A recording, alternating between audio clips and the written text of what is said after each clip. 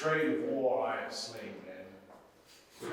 Yet do I hold the very stuff of the conscience to do no contriving, brother. I have iniquity sometimes to do me service. 9 or 10 times I have thought to have yerked him here under the ribs. Roderigo. 'Tis better as it is. Nay, but he prated and spoke such scurvy and provoking terms against your honor, but that with the little godliness I have, I did full hard forbear, Roderigo. But I pray you, sir, are you fast married? Be assured of this. The Magnifico is much beloved, and hath in his effect a voice potential as double as the Duke's. He will divorce you. Let him do his fight. My services which I have done the Signore shall atone his complaints. For no Iago, I love the gentle Desdemona. I would not my unhoused and free condition put into circumscription and confined for the sea's worth. But look, the lights come yonder. Those are the reason, Father and his friends. You were best go in. Not I must be found. My cause, my title, my perfect soul shall manifest me rightly. Is it dead? By Janus, I think no. My lieutenant, what is the news? Well, the Duke doth greet you, General, and he requires your post-haste appearance, even on the instant. What is the matter, think you? Something from Cyprus, as I may divine. It is a business of some heat. The galleys have sent forth a dozen secret messengers this very night, at one another's heels. Many of the consuls raised in neck are in the Duke's already. You have been hotly called for. Well, I am found by you. I will but spend a word here in the house and go with you. Ancient, what makes he here? Never tell me. I take it much uncoming that thou, Iago, who has had my purse as if the strings were mine, did know of this. Thou told me thou didst hold it in thy hate. I despise you if you do not. Blood, but you will not hear me. By heaven, I'd rather would be his hangman. I would not follow him then. Oh, sir, content you. I follow him to serve my turn upon him. 3 great ones of the city off-capped him to choose you for lieutenant. But he is loving his own pride and purposes and evades them with a bombast circumstance horribly stuck with epithets of war. And in conclusion, none suits your mediators. For certes, says he, I have already chose my officer. What was he? Pursued a great arithmetician, Michael Cassio, a Florentine, that never set a squadron in the field, nor the division of a battle knows more than a spinster. But he, sir, had the election. And you who have seen the proof that roads at Cyprus and on other grounds, Christian and heathen, must be believed and calmed by debtor and creditor. This countercasser. And you, God bless the mark, is moreships ancient. Why, there's no remedy. 'Tis the curse of service. Faith, he did not have boarded a land carriage. If it prove lawful thrice, he's made forever. Othello, I do not understand. He's married. To who? Married to... Oh! Brabantio! Thieves! Thieves! Thieves! Look to your house, your daughter, and your bags! Thieves! Thieves! What is the meaning of this terrible summons? What is the matter there? Signor, is all your family within? Are your doors locked? Why? What brought you this? Soon, sir, you're robbed! Your heart has burst! You've lost half your soul! Even now, very now, an old black ram is topping your white hue. Arise! Arise and wake the snorting citizens with the bell, or else the devil will make a grandsire of you. What? Have you lost your wits? Signor, do you know my voice? Not I. What are you? My name is Roderigo. Oh, the worse so welcome. I have charged thee not to haunt about my doors. In honest plainness, thou hast heard me say, my daughter is not for thee. And thou, in madness, being full of supper and distempering draughts, Upon malicious bravery dost thou come to start my quiet. Sir. What tellest thou me of robbing? This is Venice, my house is not a grange. Most great Brabantio, in pure and simple soul I come to you. Zoot, sir! You are one of those who will not serve God if the devil bid you. Because we come to do you service and you think we are ruffians. You'll have your daughter covered with a Barbary horse. You'll have your nephews naked to you. You'll have horses for cousins and jennets for Germans. What profane wretch art thou? I am one servant that comes to tell you your daughter and the Moor are now making the beast with two backs. Thou art a villain! You are a senator. This thou shalt answer. I know thee, Roderigo. Sir, I will answer anything. Your fair daughter at this odd even and dull watch of the night, transported to the gross clasps of a lascivious Moor. Your daughter, if you have not given her leave, hath made a gross revolt, tying her duty, beauty, wit, and fortunes on an extravagant and wheeling stranger here and everywhere. Straight satisfy yourself. If she be in her chamber or your house, let loose on me the justice of the state for thus deluding you. Strike on a tinker home. Bring me a taper. Call all my people. This accident is not unlike my dream. Belief of it oppresses me already. Light, I say! Light!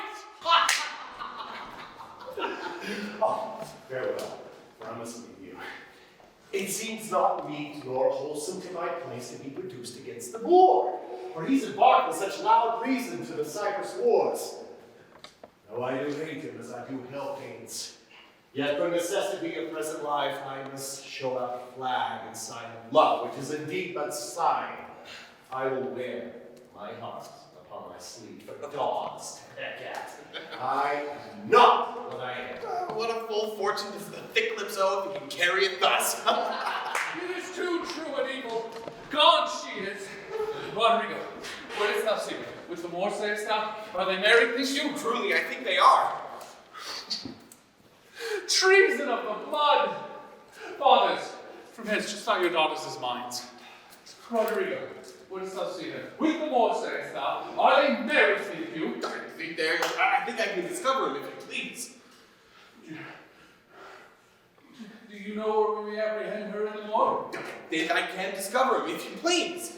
Pray you, leave on. Weapons, ho! Stand there! Signor, it is the Moor. Down with him, thief! You, Roderigo, come, sir. I am for you. Keep up your bright swords, for the dew shall rust them. Good signor, you shall more command with years than with your weapons.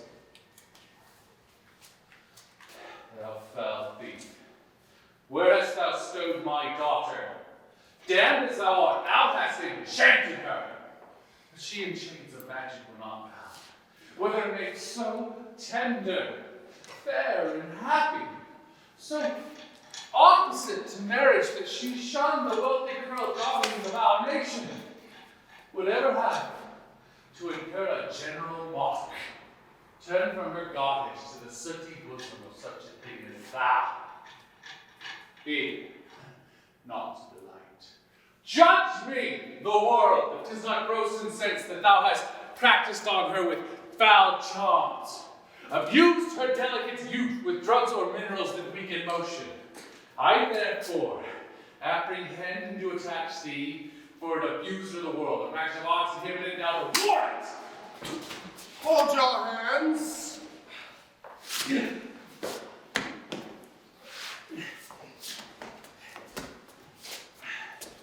How were you that I got to answer this your charge? To prison. The fit time of law and course for accession call thee death. My daughter. Oh my God, and she is abused. Stolen from me. Corrupted by spells and medicines by the mountebanks. Most potent, grave, and reverend signor, I very approved of it, noble good masters. That I have taken away your daughter, it is most true. True that I have married her, for the very head and front of my offending hath this extent, no more. by your gracious patience, I will around unvarnished tale deliver my full course of love, with what drugs, what charms, conjurations, with what mighty magic I won your daughter. Never, never old, and she is like of nature, of years of country credit, everything. Fall in love with what she feared to look at. Othello, speak. Did you by indirect and forced courses subdue and poison this young maid's affections? I do beseech you, send for the young lady and let her speak of me before her father.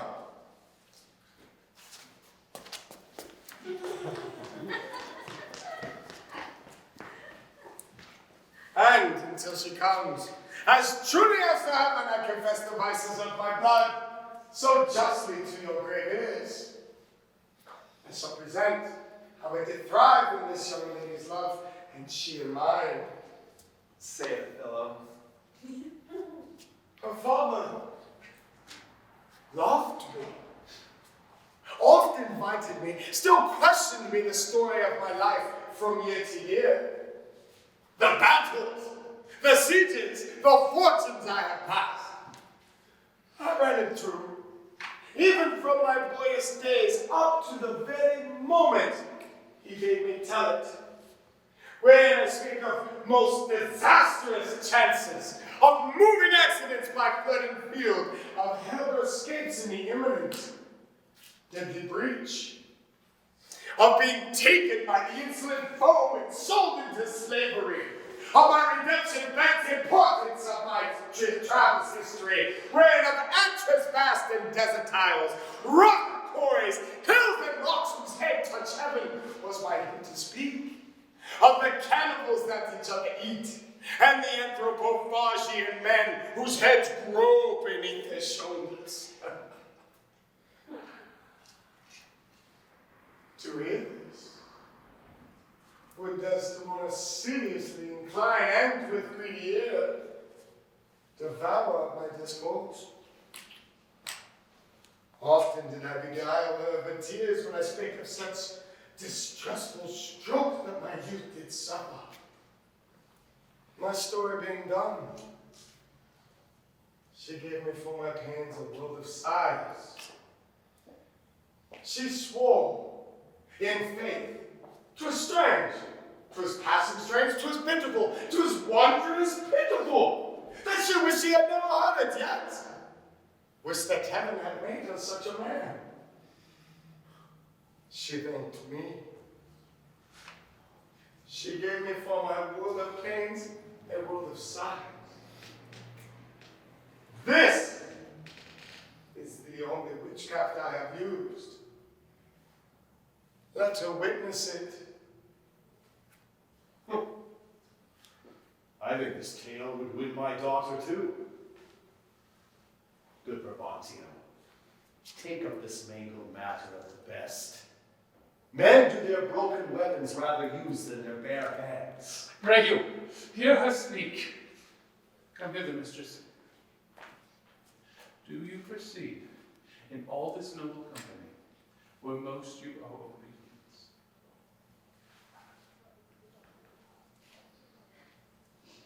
My noble father, I do perceive here a divided duty. To you I am bound for life and education. My life and education both do learn me how to respect you. You are the lord of duty. I am hitherto your daughter. But here's my husband.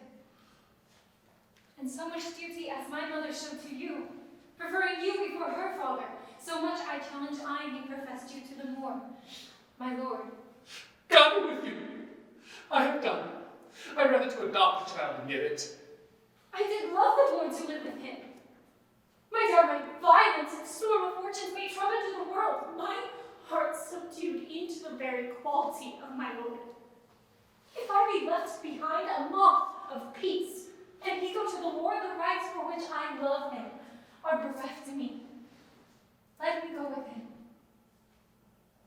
Let him have your voice.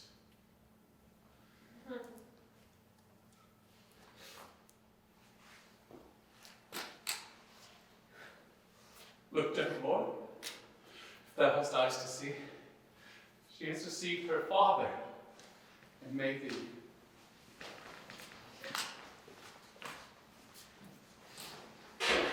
My life upon her faith! Honest, Iago, my Desdemona I must leave thee. I prithee, let thy wife attend on her, and bring them after in the best advantage. Come, Desdemona.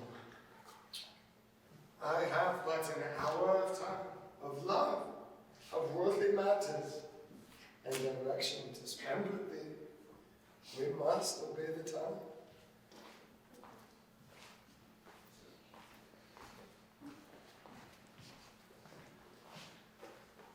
Iago, What sayest thou, noble lord? what will I do, thinkest thou? I go to bed and sleep.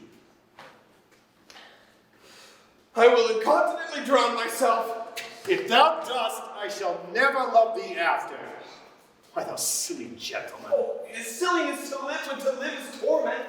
And then we have a prescription to die with death as our physician. Oh, villains! I have looked upon the world for 8 times 7 years and never found man that knew how to love himself. Ere I would say I would drown myself for the love of a guinea hen. I would change my humanity with a baboon. But what should I do? I confess it is my shame to be so fond, but it is not within my virtue to amend it. Virtue? A fig! 'Tis in ourselves that we are thus or thus. Our bodies are our gardens, to the which our wills are the gardeners. So that if we will plant nettles, or sow lettuce, set hyssop and weed up thyme, supply it with one gender of herbs, or distract it with many, either to have it sterile with idleness, or manured with industry, why the power and corrigible authority of this lies in our wills. Yet the balance of our lives have not one scale of reason to poise another of sensuality. The blood and baseness of our natures would conduct us to most preposterous conclusions. But we have reason to cool our raging emotions, our carnal steams, our unbidden lusts. Whereof I take this that you call love to be a sancticide. It cannot be. It is merely a lust of the blood and a permission of the will. Come, be a man. Drown thyself. Drown cats and blind puppies. I profess me thy friend, and I confess me knit to thy deserving with cables of perdurable toughness. I could never better study than now. Put the money in thy purse. Follow thou the wars. Defeat thy favor with an usurped beard. Put money in thy purse. It cannot be that Desdemona shall long continue her love to the Lord. Put money in thy purse, nor he his to her. It was a violent commencement, and thou shalt see an answerable sequestration. Put but money in thy purse. These Moors are changeable in their wills. Fill thy purse with money. The food that to him now is as luscious as locusts shall be to him shortly as bitter as coloquintida. She must change for youth. When she is sated with his body, she will find a hereafter choice. She must change. She must. Therefore, put money in thy purse. If thou wilt needs damn thyself, do it a more downright way than drowning. Make all the money thou canst. If sanctimony and a frail vow betwixt an erring barbarian and a super subtle Venetian, not too hard for my wits and all the tribe of hell, thou shalt have her. Therefore make money, a pox of drowning thyself. It is clean out of the way. Seek thou rather to be tamed, encompassing thy joy, than to be drowned and go without her. Wilt thou be fast to my hopes if I depend upon the issue? Oh, surely. Go, make money. I have told thee often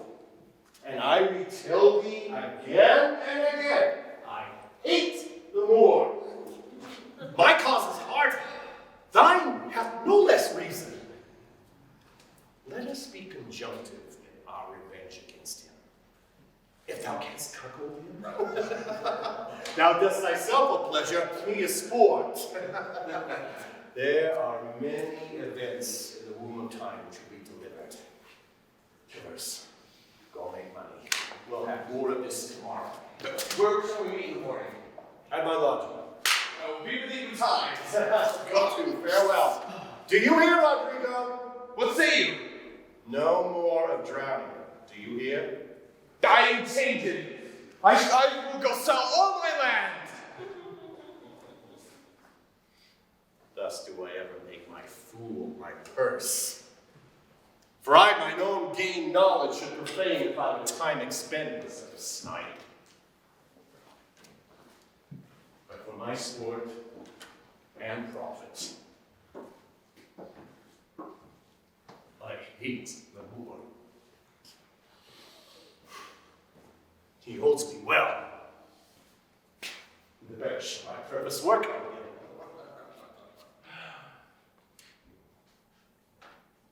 Cassio's a proper man. Let's see. To get his place and to plume up my will in double knavery. How? Let's see. After some time, to abuse Othello's ear that Cassio was too familiar with his wife. He'd have a person and a smooth disposed to be suspected, framed to make a woman false. The Moor is a constant, is free and open nature.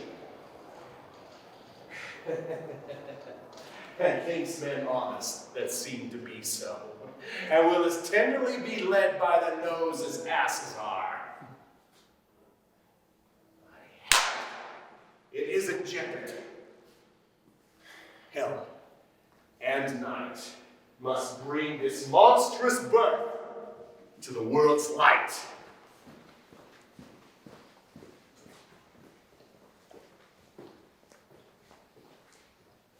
What from the Cape can you discern at sea? The ship is here put in, a Veronesa. Michael Cassio, lieutenant to the warlike Moor, is come on shore. The Moor is still at sea and makes with full commission here for Cyprus. I'm glad on it. 'Tis worthy governor. Thanks. You, the valiant of this warlike island, have so approved the Moor. Oh, let the heavens give him defense against the elements, for I have lost as him on a dangerous sea. But the lieutenant is your general wife. Most fortunately, he had achieved a maid, the paragon's description and wild fame, one that excels the quirks of blazoning pens. In the essential vesture of creation, tired engineer. How now? Who is good in? One Iago, ancient to the general. He's most favorable and happy speed. Tempests themselves, the high seas, howling winds, guttered rocks and congregated sands. Traders instinct to clog the guiltless keel, as, having a sense of beauty, to omit their moral natures, let you go safely by the divine Desdemona. What is she? She that I speak of, our great captain's captain.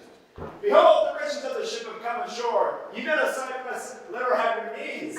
Hail to thee, lady. Thank you, valiant Cassio. What tidings can you tell me of my lord?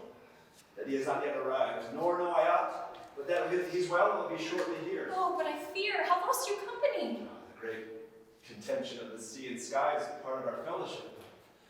Hark, a sail! They give greetings to the citadel. This is likewise a friend. See for the news. Good ancient. You are welcome. Welcome, mistress. Let it not gull your patience, good Iago, that I extend my manners. 'Tis in my greeting that I make such a bold show of courtesy. Sir, would she give you so much of her lips as of her tongue she oft bestows on me, you'll have enough. Alas, she has no speech. Very too much. I find it still when I leave to sleep. You have little cause to say so. Oh, come on. Come on! You are pictures outdoors. Bells in your parlors. Wildcats in your kitchens. Saints in your entries. Devils being offended. Players in your housewifery and housewives. In your beds. Fire upon me, slanderer. It is true, else I am a Turk. You rise and play, and go to bed to work. You shall not write my praise. Oh no, let me not. What wouldst thou write of me, if thou shouldst praise me? Oh. Gentle lady, do not put me to it, for I am nothing if not critical.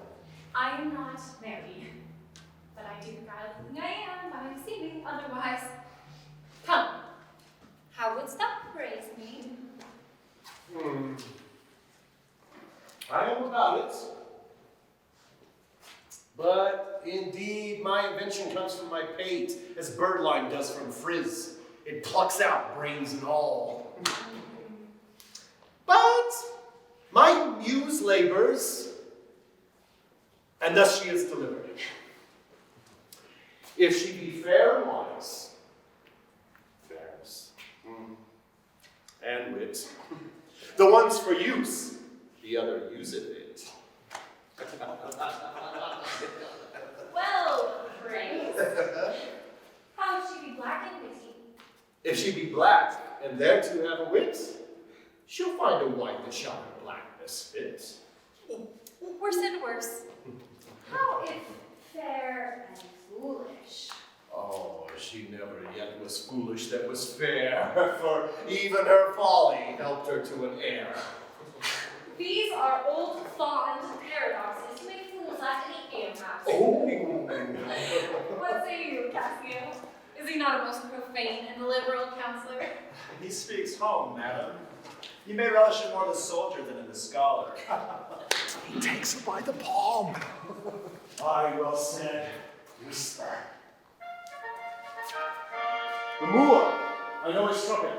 Lo, where he comes! Oh, my farewell! My lord. It gives me wonder great is my content to see you here before me. Heaven to forbid, but that our loves and comfort should increase. Yes. Even as our days do grow. Yes, and this, the greatest discourse be that ever our hearts shall make. You are well tuned now, but I'll set down the pegs that make this music as honest as I am. Come, let us to the castle. Friends, news! Our wars are done. The Turks are drowned!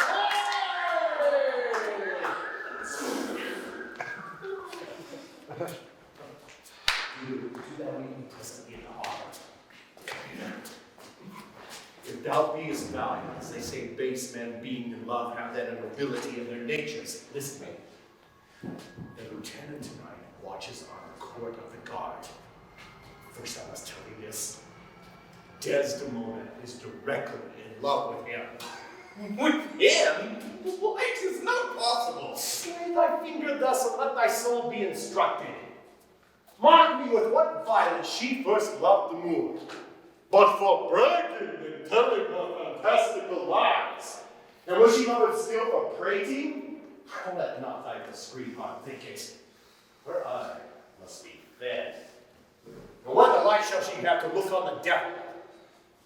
When the blood is made dull with the act of sport, there should be, again to inflame it, and to give satiety a fresh appetite, loveliness in favor, sympathy in years, manners and beauties, all which the Moor is defective in. I cannot believe that in her. She is full of the most blessed condition. Oh, blessed figs end! The wine she drinks is made of grapes. If she had been blessed, she would never have loved the Moor. Didst thou not see her paddle with the palm of Cassio's hand? Didst not mark that? Yes, that I did, but that was but courtesy. Oh, lechery. By this hand, an index, an obscure prologue to the history of lust and foul thoughts. They met so near with their lips that their breaths embraced together. But sir, be you ruled by me. I have brought you from Venice. Watch you tonight, for the command I'll lay it upon you. Cassio knows you not. I'll not be far from you. Find some occasion to anger Cassio, either by speaking too loud, or tainting his discipline, or from what other course you please, which the time shall more favorably minister. Well... Sir, he is rash and very sudden to choler, and haply may strike you. Provoke him, that he may, for even out of that will I cause these of Cyprus to mutiny. I will do this, if I can bring it to any opportunity. I'll warrant you. Meet me by and by at the citadel. I must fetch as necessary ashore. Adieu. Adieu. That Cassio loves her, I do well believe it. That she loves him, 'tis apt and of great credit. The Moor, howbeit that I endure him not, is of a constant, loving, noble nature. And I dare think he'll prove to Desdemona a most dear husband. 'Tis here, but yet confused. Knavery's plain face is never seen till used.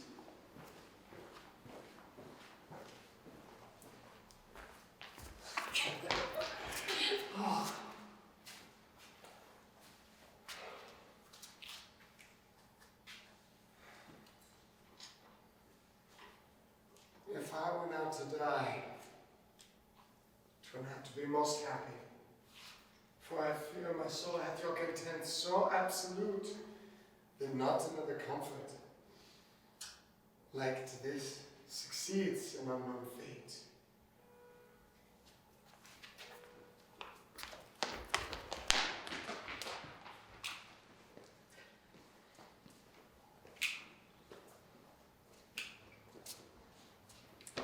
Welcome, Iago. We must to the watch. Not this hour, good lieutenant. It is not yet 10 o'clock.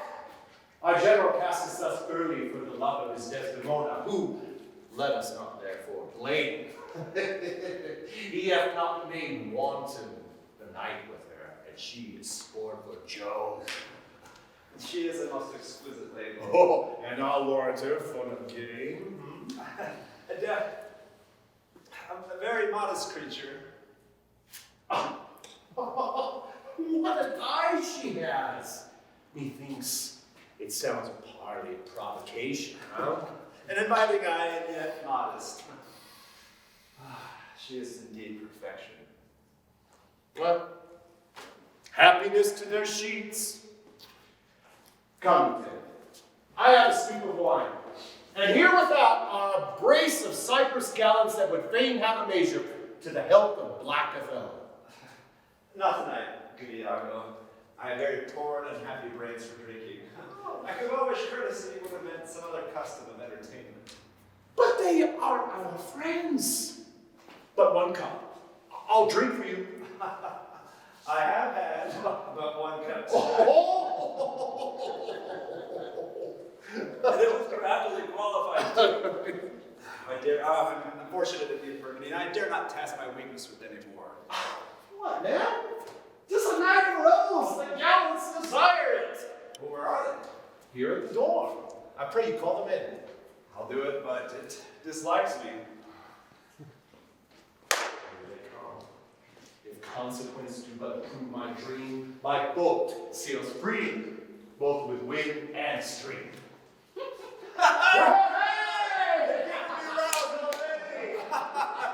Faith, the little one. Not cast a pint as I am a soldier.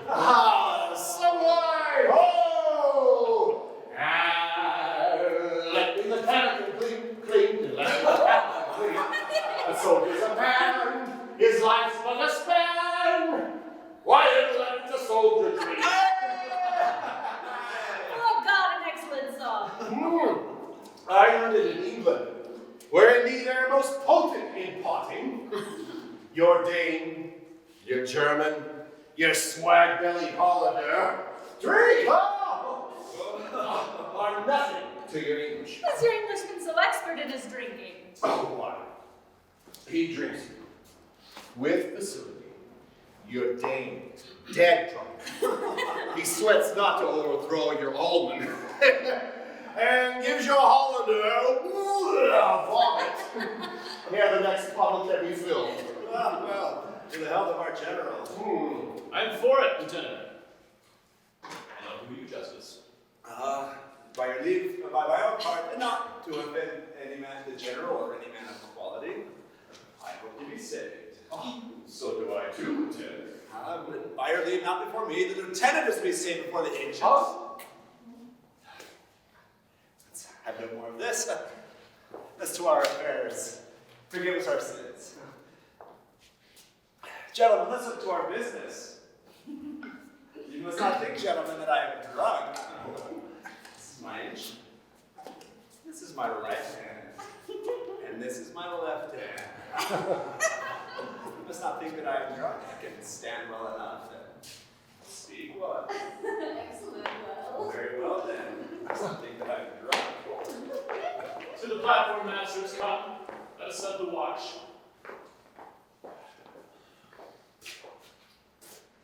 But is he often thus? 'Tis evermore the prologue to his sleep. He'll watch the horologe a double set, if drink rock not his cradle. It were well the general would put in mind of it. Perhaps he sees it not, or his good nature prizes the virtue that appears in Cassio, looks not on his evils. Is not this so? I do love Cassio well, and would do much to cure him of his evil. We cannot all be masters, nor all masters cannot be truly followed. You shall mark many a duteous and knee-crooking knave, that doting on his own obsequious bondage wears out his time as much as he made his master's ass.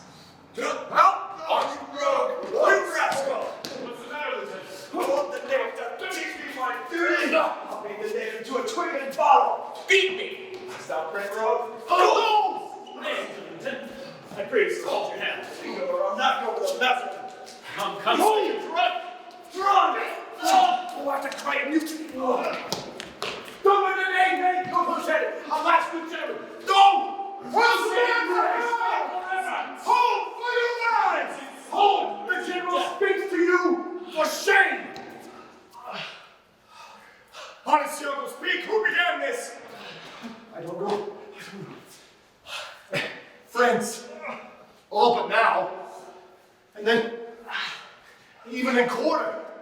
And in terms like bride and groom, divesting of her badge. And then, but now, as if some planet had unwitted men, swords out, tilting one another's breast in opposition bloody. How comes it, Michael? You all thus forgot? I pray you pardon me. I cannot speak.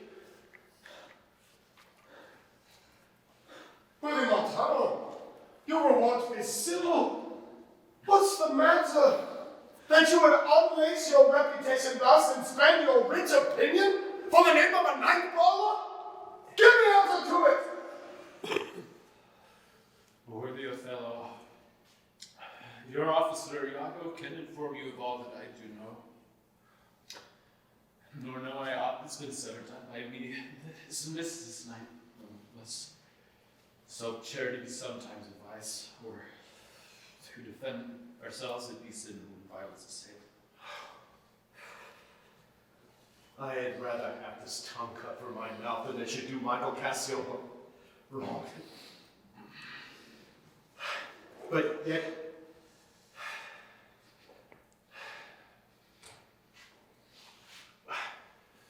I know. I must speak.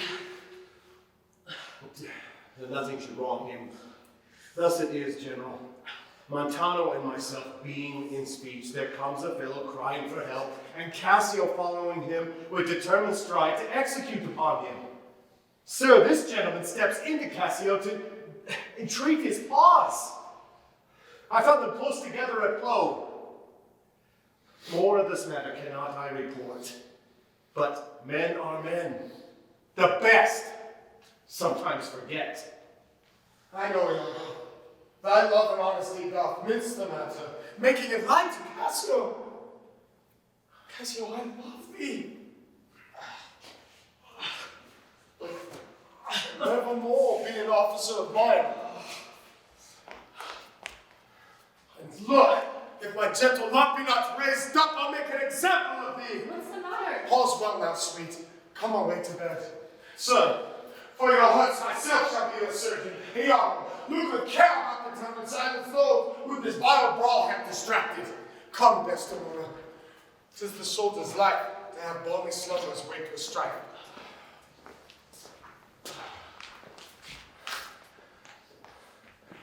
What?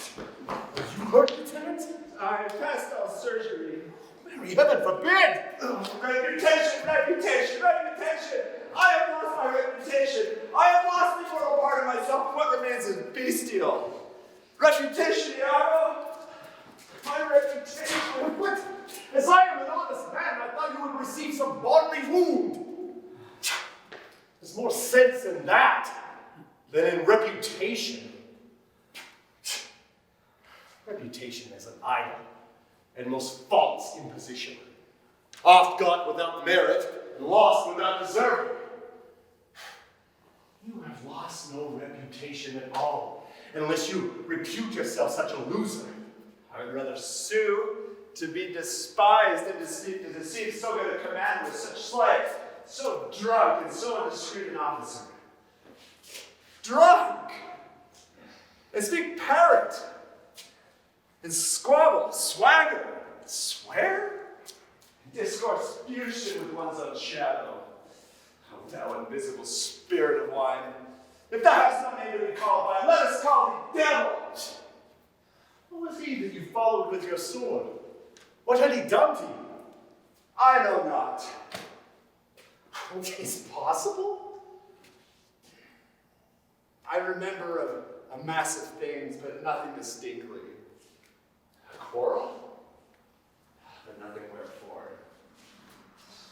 God, that men would put such an enemy to their mouths to steal away their brains, that we should with joy, pleasance, revel, and applause transform ourselves into beasts.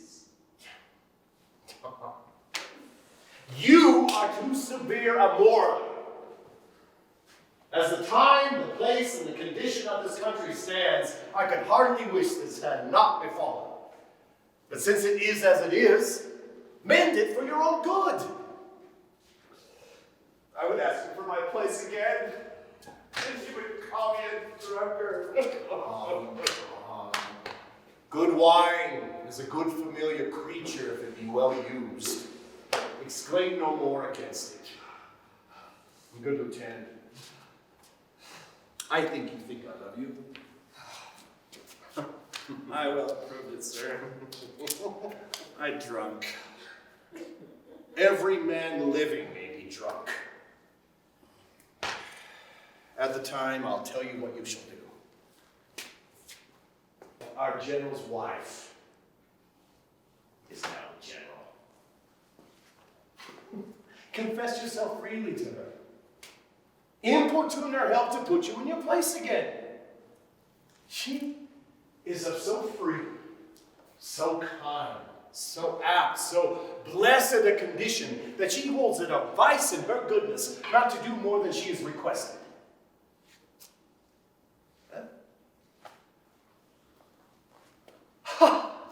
Oh, you advise me well. You are in the right. Good night, Lieutenant. I must in the watch. Oh, good night. Honest, Iago.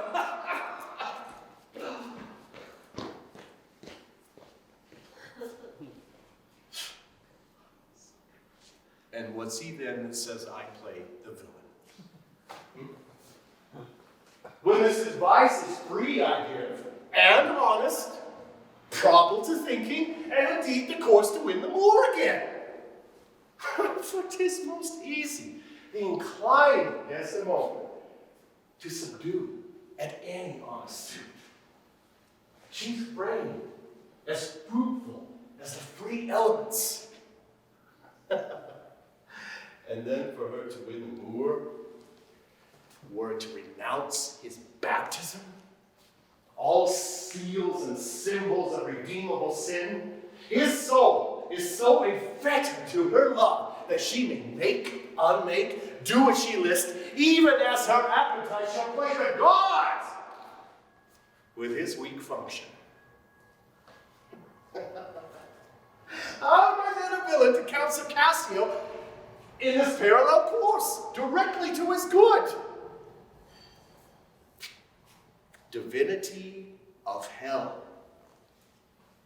When devils will their blackest sins put on, they do suggest it first with heavenly shows, as I do now. How now, Roderigo?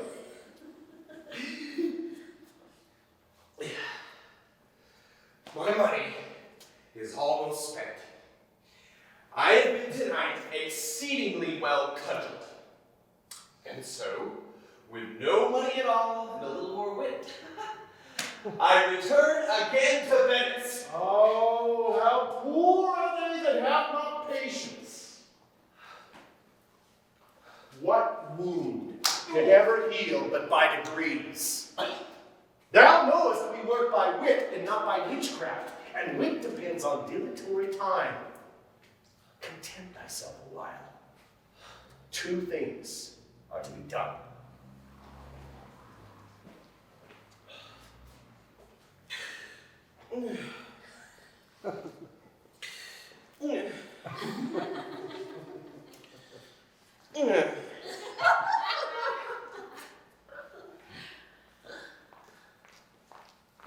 Good morrow, good lieutenant. I'm sorry for your trouble, but all will sure be well. The general and his wife are talking of it. She speaks for you stoutly. Yet I beseech you, that if you think it fit or that may be done, give me some brief discourse with Desdemona alone. Pray you come in. I will bestow you where you shall have time to speak your bosom freely. Much found to you. Be thou assured, good Cassio, I will do all my abilities in thy behalf. Good madam, do. I warrant it grieves my husband as though the cause were his. Oh, that's an honest fellow. Do not doubt, Cassio, but I'll have my word in you again as friendly as you were. Oh, piteous madam, whatever shall become of Michael Cassio, I shall never be anything more than thy true servant. I know it, I thank you. You do love my lord. You have known him long, and be you well assured, he shall in strangeness stand no farther off than in a elapsed distance. Before Emilia here, I give thee warrant of thy place.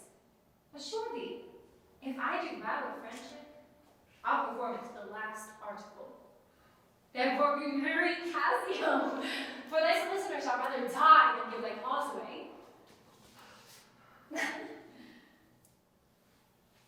Madam, I'll take my leave then. Why stay in here to speak? Not now, madam. I am unfit. Emilia is unfit for mine own purposes. Well, do your discretion.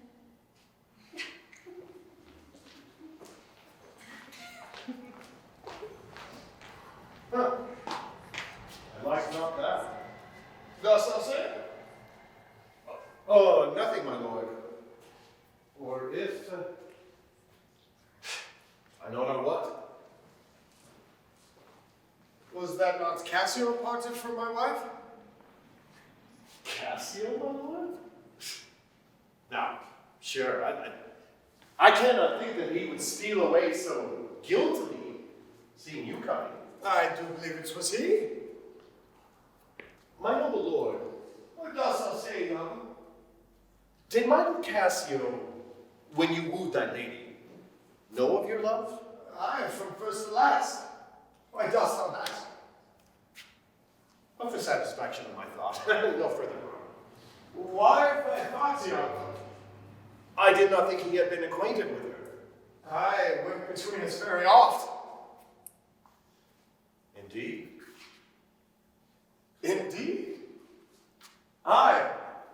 Indeed. Discerns thou art in that. Is he not honest? Honest, my lord. Honest. Aye, honest. My lord, for aught I know. What dost thou think? Think, my lord? Think, my lord. By heaven, he echoes me as if there's some monster and it's not too hideous to be shown. Thou hast seen something. I heard thee say even now, thou likest not that when Cassio left my wife. What didst not like? And when I told thee that he was in my counsel of my full course of wooing, thou criest indeed, unconstricted and pressed thy brow together, as if thou hadst shut up in thy brain some horrible conceit. If thou dost love me, show me thy thoughts. My lord, you know I love you. Oh, I do believe it. And I know thou art full of love and honesty. And weighest thy words before giving them breath. Therefore these stops of thine fright me the more. For my good Cassio, I dare be sworn I think that he is honest. I think so too. Men should be what they seem. Certainly. Or those that be not, what they might seem none. Certain. Men should be as they seem. Why? Then I think Cassio is an honest man. Nay, as there's more in this, I pray thee, speak to me as to thy thinkings, as thou dost ruminate, and give the worst of thoughts, the worst of words. Good, my lord, pardon me. Though I am bound to every act of duty, I am not bound to all that slaves are free to. Utter my thoughts. Why say they are vile and false? As where is that palace whereinto foul things sometimes intrude not? Who has a breast so pure, but some uncleanly apprehensions keep leets and laudes, and in session sit with meditations lawful? Thou dost conspire against thy friend now, if thou thinkest him wrong, and makest his ear a stranger to his thoughts. It were not for your quiet, nor your good, nor for my manhood, honesty, or wisdom, to let you know my thoughts. What dost thou mean? Good name in man and woman, dear my lord, is the immediate jewel of their souls. He who steals my purse steals trash. 'Tis something, nothing, 'twas mine, 'tis his, has been a slave to thousands. But he who filches from me my good name robs me of that which not enriches him, and makes me poor indeed. By heaven, I'll know thy thought. You cannot. If my heart were in your hand, nor shall not, while 'tis in my custody. Ha! Oh! Beware, my lord, of jealousy. It is the green-eyed monster which doth mock the meat it feeds upon. That cuckold lives in bliss, who certain of his fate loves not his water. But oh, what damn in minutes tells he o'er who dotes, yet doubts, suspects, yet strongly loves. Oh, misery. Poor and content is rich and rich enough, but rich's fineness is as poor as winter to him that ever fears he shall be poor. Oh, heaven. The souls of all my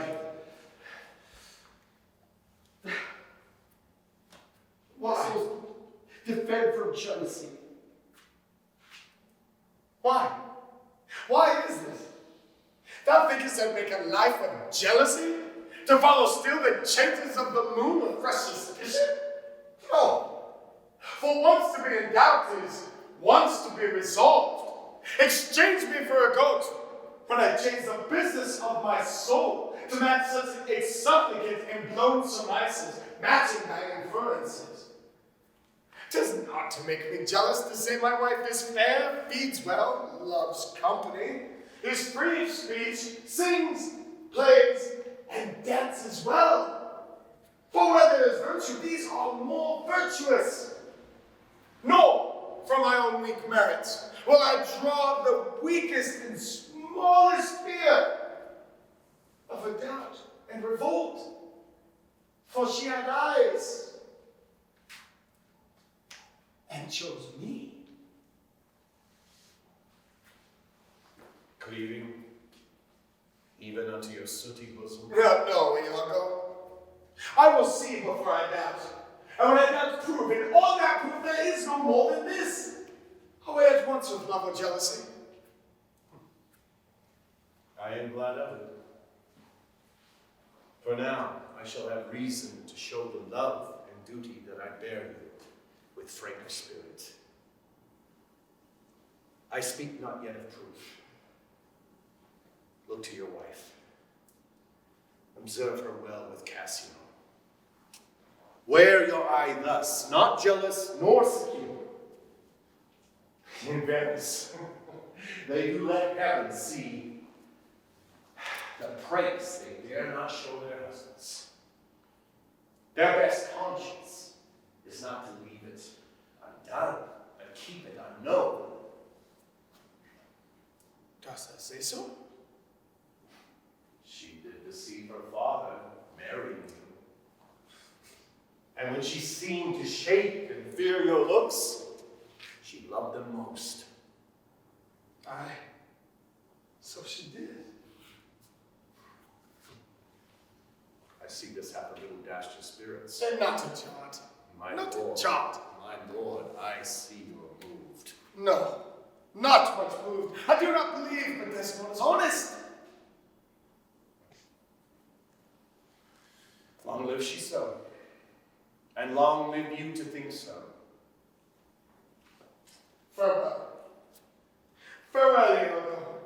If more thou dost perceive, let me know more. Set on thy wife to observe. Leave me. My lord, I take my leave.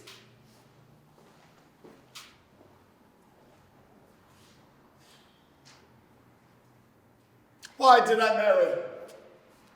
This fellow is such exceeding honesty and knows all qualities with the learned spirit of human dealings. If I do prove a haglet, though that's her chessings on my dear heartstrings, I'll whistle her off and let her down the wind to pray at fortune. Happily, for I am black, and I have not those soft parts of conversation that chambers have. Or I am declined into the veil of years. It's not much. She's gone. I am much abused, and my relief must be to loathe her. Oh, curse of marriage! That we may call these delicate creatures ours, and yet not their appetites. I would rather be a toad and live upon the vapor in a dungeon than put a corner into that which I love for others' uses. 'Tis the plague of great ones. Prerogative they are less than the base. It's destiny unshunnable, like death. Even when this forked plague is fated to us, when we do quicken. Oh, if she be false, then heaven mocks itself. I'll not believe it. How now, dear Othello? Your dinner and the generous islanders find you invited to attend your presence. I am to blame. Why do you speak so faintly? Are you not well? I have a pain on my forehead here. Babe, that's watching. Twill away again. Let me but find and talk. Within this hour, it will be well.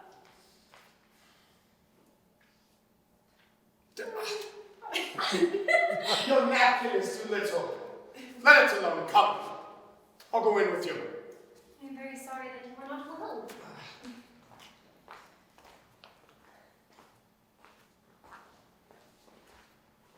Down now? What do you do here alone? Do not you chide. I have a thing for you. A thing for me? It is a common thing. Huh? To have a foolish wife. Oh, is that all? What would you give me now for that same handkerchief? What handkerchief? What handkerchief? Why, that the Moor first gave Desdemona, that which so often you did bid me steal? Has stolen it from her? Faith, no. She let it drop by negligence, and to the advantage I gained here, took it up. Look, here it is. A good watch. Give it me. What will you do with it that you have been so earnest to have me filch it? Why? What's that to you? If it be not for some purpose of import, give it me again. Poor lady, she'll run mad when she shall lack it. Be not known on it. I have use for it. Go, leave me.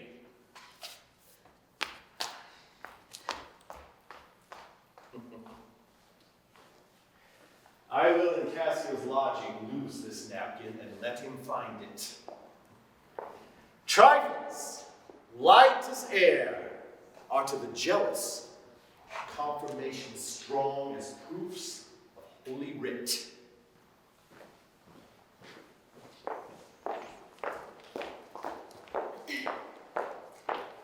Do you know, Mistress, where Lieutenant Cassio lies? I dare not say he lies anywhere. Why, lass? Well, he's a soldier, and one to say a soldier lies is stabbing. Go to, where lodges he?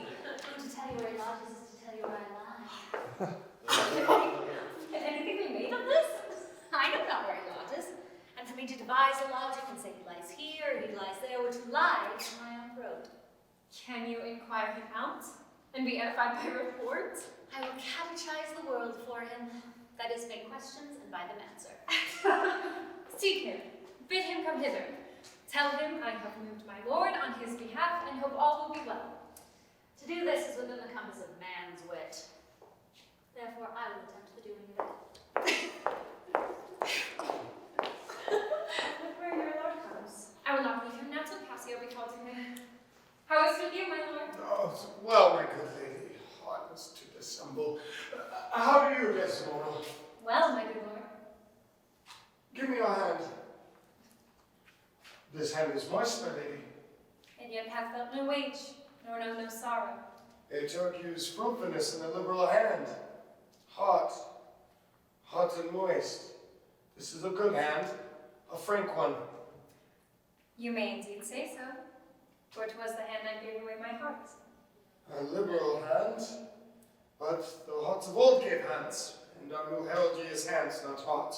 I cannot speak of this. Come, your promise. What promise, Chuck? I have sent to bid Cassio come speak with you. I have salt and room offends me. Let me thy handkerchief. Here, husband. That which I gave you. I have it not about me. Not. No, indeed, my love. This is a fault. That handkerchief an Egyptian to my mother did give. She was a charmer and could almost read the thoughts of people. Othello. She told her as she kept it, it would make her most amiable and subdue my father entirely to her love. But if she ever lost it or made gift of it, my father's eyes would have her loathed, and his spirit should hunt after new fancies. She, dying, gave it me and bid me that when my fate would have been wived, give it her. I did so. So take heed on it. Make it a darling like your precious eye. For to lose it or give it away with such perdition as nothing else could match. Is it possible? 'Tis true! There's magic in the web of it.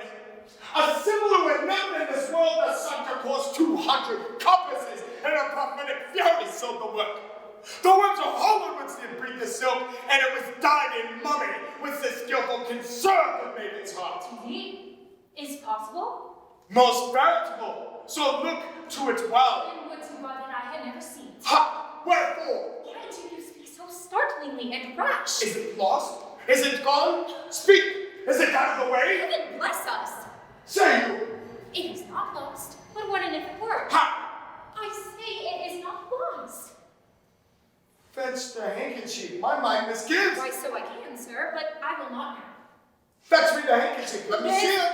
Is a trick to put me from my suit. Pray you, let Cassio be received again. The handkerchief. Come, talk me.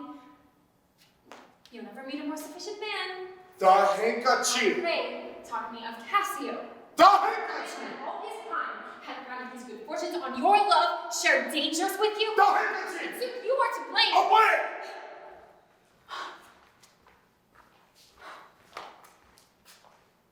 Is not this man jealous? I never saw this before.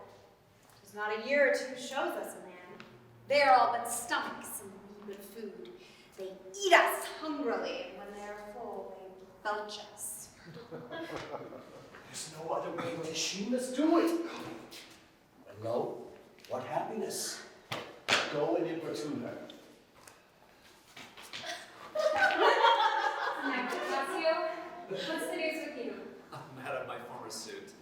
I beseech you by thy virtuous means I may again exist, be a member of his love. Alas, thrice gentle Cassio, my application is not in tune. My lord is not my lord. You must a while be patient. What I can do, I will, and more I will than for myself I dare. Let that suffice you. Is my lord angry? He went hence but now, and certainly in strange unquietness. Can he be angry? I will go meet him. There's matter in it, indeed, if he be angry. I prithee do so. Something sure of fate, either from Venice, or some unhatched practice made demonstrable here inside my student and have puddled his clear spirit. And in such cases, men's natures wrangle with inferior things, though rakelets on their object. Beshrew me much, Emilia. Pray heaven it be state matters as you think, and no conception nor no jealous toy concerning you. Last the day, I never gave him cause. Jealous souls will not be answered so. They are not jealous for the cause. They are jealous for they are jealous. 'Tis a monster begot upon itself, born on itself. Heaven keep that monster from Othello's eye. Lady, amen. I will seek him. Cassio, walk hereabout. If I do find him fit, I'll move your suit and seek to effect it to my uttermost. I humbly thank your ladyship.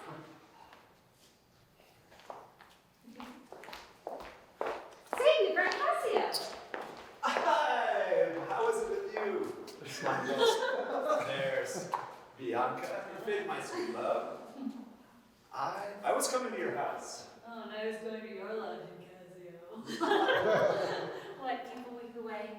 7 days and nights, 8 hours, and lovers 1,000 hours, more tedious than the dial 8 times. A weary reckoning.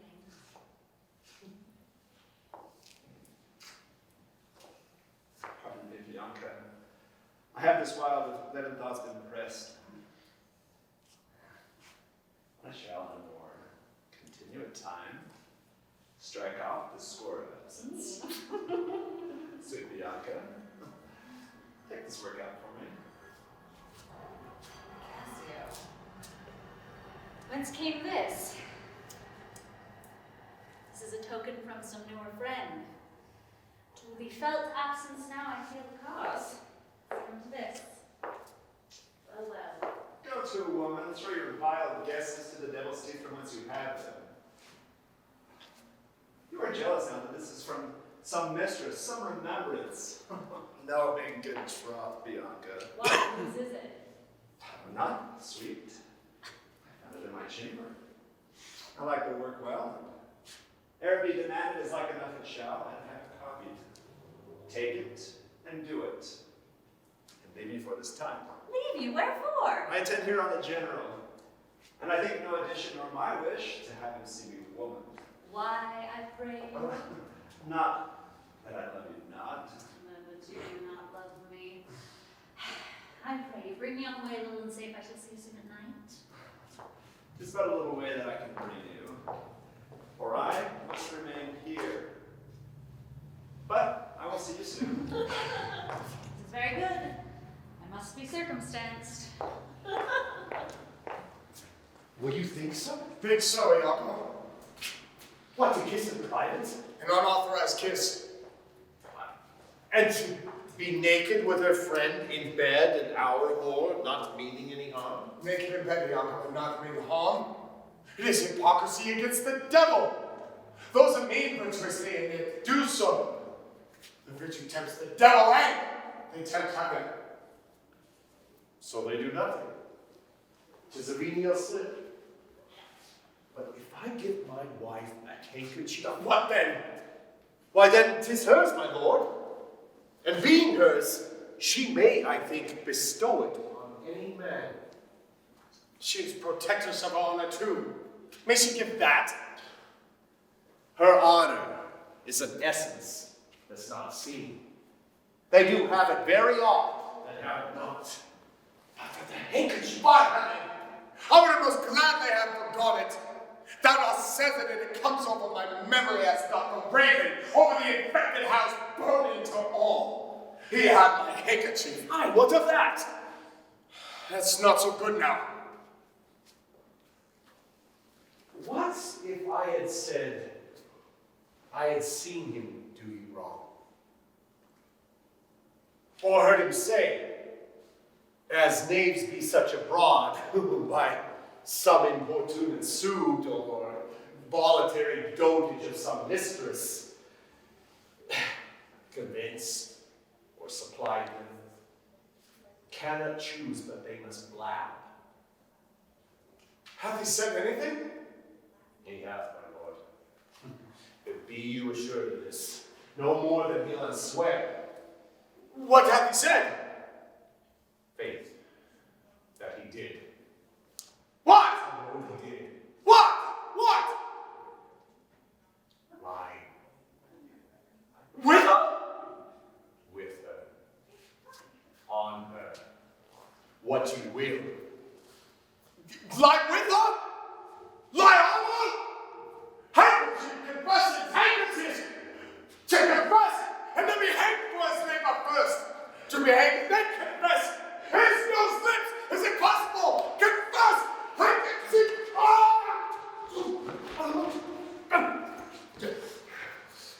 Work on my medicine. Work! Thus credulous fools are caught, and many worthy and chaste dames, even thus all guiltless, meet reproach. Oh, my lord. My lord, I say, Othello! What is the matter? He has fallen into an epilepsy. This is his second fit. He had one yesterday. Rub him about the temples. No, forbid. The lethargy must have his quiet course. If not, he foams at mouth and by breaks out savage madness. Look, Easters, do you withdraw yourself a little while? You'll recover straight. When he is gone, I would on great occasion speak with you. General, have you not hurt your head? Dost thou mock me? Mock? No, by heaven! Would you would bear your fortune like a man?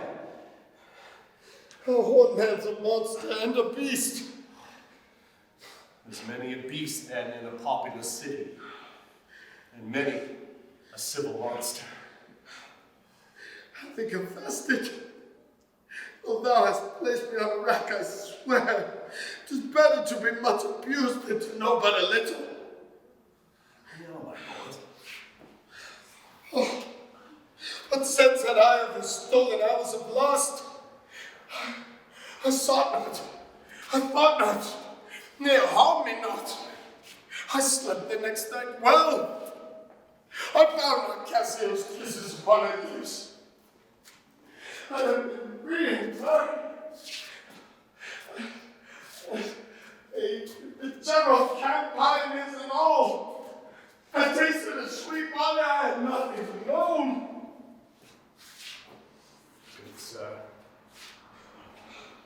Think every bearded fellow that's but yoked may draw with you. There's millions now alive who nightly lie in those improper beds which they dare swear peculiar. Oh, 'tis the spite of heaven, the beaten's arch mark, to lip a wanton in a secure bed, and then to suppose her chaste. No. Let me know. And knowing what I am, I know what she shall be.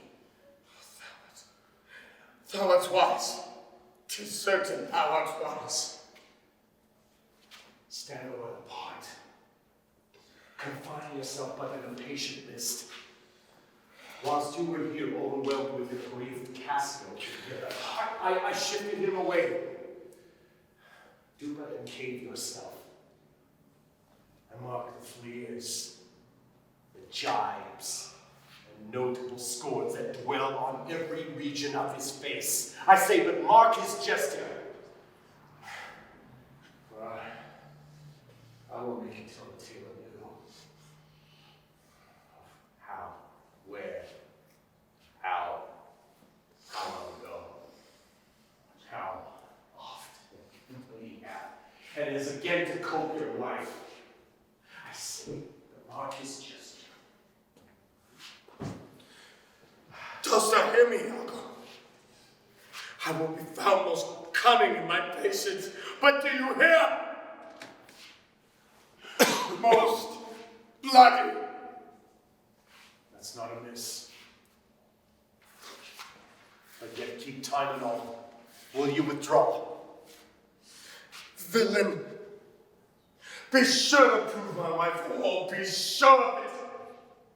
Give me the ocular proof upon the worth of man's eternal soul. Thou had been better been born a dog than answer my way dry. Oh, by the world, I think my blood is honest and think she is not.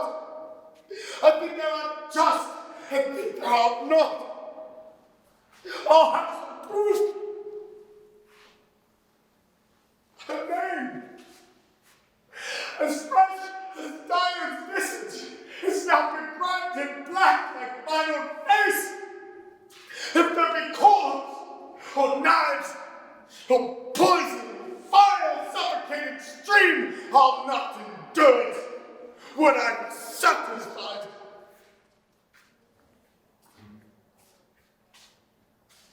And now will I question Cassio of Bianca, a housewife that by selling her desires buys herself bread and clothes. As he shall smile, Othello shall go mad. How now, Lieutenant? The worse that you give me the addition who's wanting and kills me. Why, Desdemona well, and you are sure on't. Now, if this suit lay in Bianca's power, how quickly should you speed? Last poor Caleb. I never knew a woman love man so. Alas, poor rogue. I think, in faith, she loves me. Do you hear, Cassio? She gives it out and you shall marry her. Do you intend it? Do you triumph, Owen? Do you triumph? I marry her, what? Bear some charity to my wit. Do not think it so unwholesome. Oh. So, they between laugh. Oh, the cry goes out that you shall marry her. Pretty say true. I'm a very villain else. You scorn me well. The monkeys don't get me out. She is convinced that she will marry me out of her own love and flattery, not out of my promise. She was just here. She haunts me everywhere I go. There I was, walking by the seaside, talking with certain Venetians. Hither comes the law, and by this hand, arm, she falls me thus by the neck. So hails and calls and wings. Carlie tells me how she plucked him to my chamber. I see that nose of yours, but darn, I shall blow it too. I miss your company. Before me. This is a very perfumed one. What do you mean by this haunting of me? Let the devil and his damn haunt you. What did you mean by that same handkerchief you gave me even now? I was a fine fool to take it. I must take out the work. A likely piece of work, but you should find it in your chamber and not know who left it there. This is some minx's token, and I must take out the work. There, give it to your hobby horse, wheresoever you had it. I'll take out no work on it. That should be my handkerchief. How now, Bianca? How now? And we'll come to supper tonight. You may and you will not. Come when you're next prepared for. After her! Faith I must. She'll rail on the street else. Will you sup there? Faith, I intend so.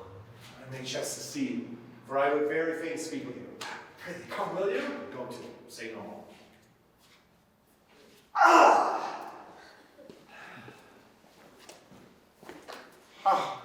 How shall I murder Iago? Did you perceive how he laughed at his vice? Iago! And did you see the handkerchief? Was it mine? Yours, I understand. And to see how he prizes the foolish woman, your wife. She gave it him, and he had given it to his whore. I should have 9 years in killing. Such a fine woman. A fair woman, a sweet woman. Nay, you must not think that. No. Let her rot and perish and be damned tonight, for she shall not live. No. She has stolen my heart. I strengthened it and not hurt my hand. The world has never seen such a sweet creature, who may lay beside an emperor and command a task. No, nay. That is not your way. Hang her! Oh, but I do say what she is. So delicate with a needle. Such an admirable musician. Oh, she can sing the savageness out of a bear. And of so high and plenteous wit and invention. She is worse for all this. 1,000 times. I too. And then so gentle a condition. I too gentle. 'Tis certain. But the pity of it, Iago, the pity of it! Oh, Iago, the pity of it! If you are so fond of her iniquity, give her patent to offend. For if it touch not you, it comes near nobody.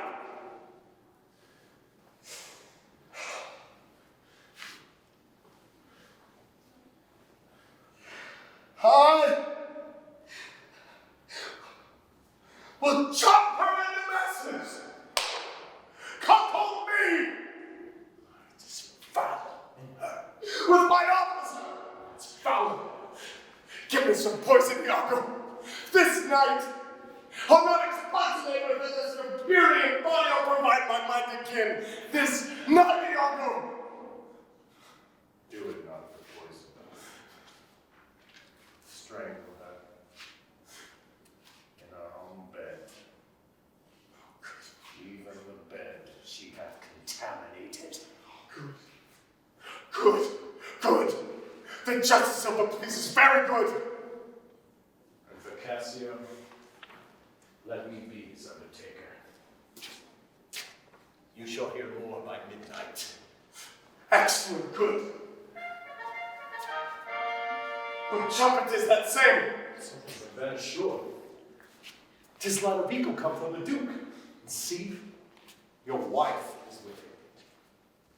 Save you, worthy general. With all my heart.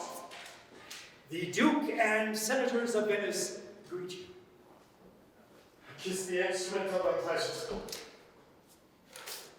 And what's the news, good cousin Lodovico? I am very glad to see you, Signor. Welcome to Cyprus. Oh, I thank you. How does Lieutenant Cassio? Lives, sir. Cousin, there's fallen between him and my lord an unkind breach. You shall make all well. Are you sure of that? My lord? This failure not to do as you will. Oh, he did not call. He's busy in the paper. Is there division twixt my lord and Cassio? A most unhappy one. I would do much to atone them for the love I bear to Cassio. Fire and brimstone! My lord? Are you wise? What, is he angry? Well, maybe the letter moved him, for as I think, they do command him home, deputing Cassio in his government. Trust me, I'm glad of it. Indeed. My lord. Then I am glad to see you mad. Why, sweet Othello. Devil! I have not deserved this. My lord, this would not be believed in Venice, though I should swear I saw it. 'Tis very much. Make her amends. She weeps. Oh, devil, devil. If that the earth could teem with women's tears and each drop she falls would prove a crocodile. Out of my sight! I will not stay to defend you. Truly an obedient lady, I do beseech your lordship, call her back. Mistress!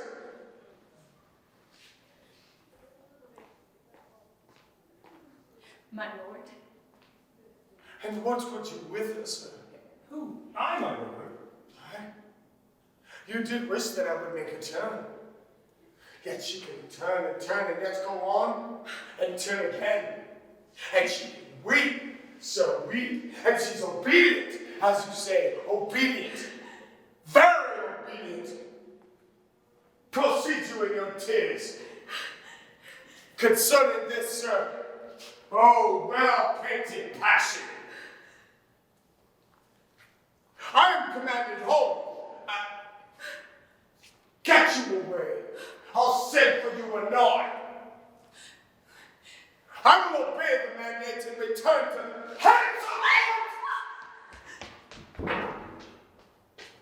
Cassio shall have my place. But tonight, sir, I do entreat that we may sup together. For you are welcome, sir, to Cyprus. Gods and monkeys! Is this the noble Moor whom our full senate call all in all sufficient?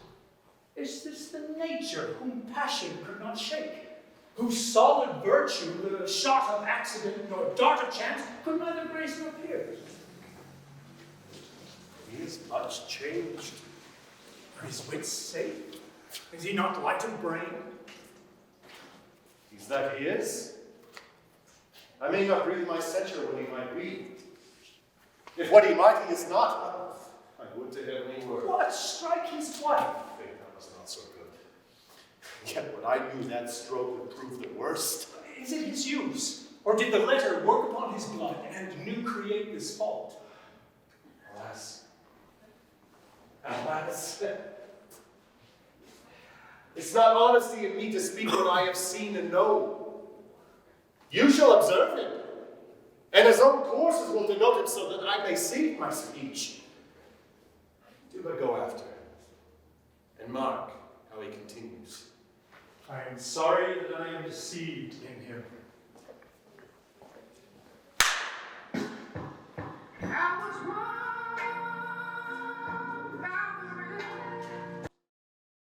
You have seen nothing then. Nor ever heard, nor ever did suspect. Yes, you have seen she and Cassio together. But then I saw no harm in it, and then I heard each syllable that breath made up between them. Did they never whisper? Never, my lord. Nor send you out of the way? Never. To fetch a fan, a gloves, or mask, no nothing? Never, my lord. That's strange. I durst, my lord, to wager she is honest. Lay down my soul at stake. If you think other, remove the thought it doth abuse your bosom. If any wretch have put this thought in your mind, let heaven requite it with the serpent's curse. If she be not honest, chaste, and true, there's no man happy. The purest of their wives is foulest slander. Bid her come hither. Go. She says enough, yet she's a simple bow that cannot say as much. This is a subtle hole, a closet lock and key of villainous secrets, and yet she'll kneel and pray as I have seen her do it. My lord, what is your will? Pray, Chuck, come hither. What is your pleasure? Let me see your eyes. Look into my face. What horrible fancy's this? Some of your function, mistress. Leave procreants alone and close the door. Call for cry him if anyone come. Your mystery, nay, dispatch. A blood-white beast. What does your speech import? I understand the fury in your words, but not the words. Why? What art thou? Your wife, my lord. Your true and loyal wife.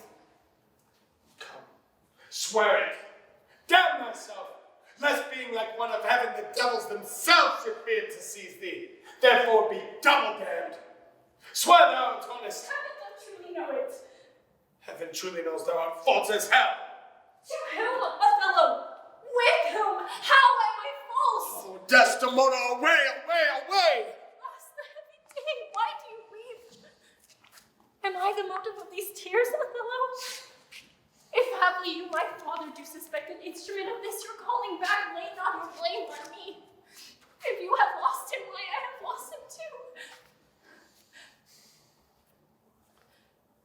If it had pleased heaven to try me with affliction, and they rained all kind of sores and shames upon my forehead, steep me in poverty to the very lips, given to captivity me and my utmost hopes, I should have found in some place of my soul a drop of patience.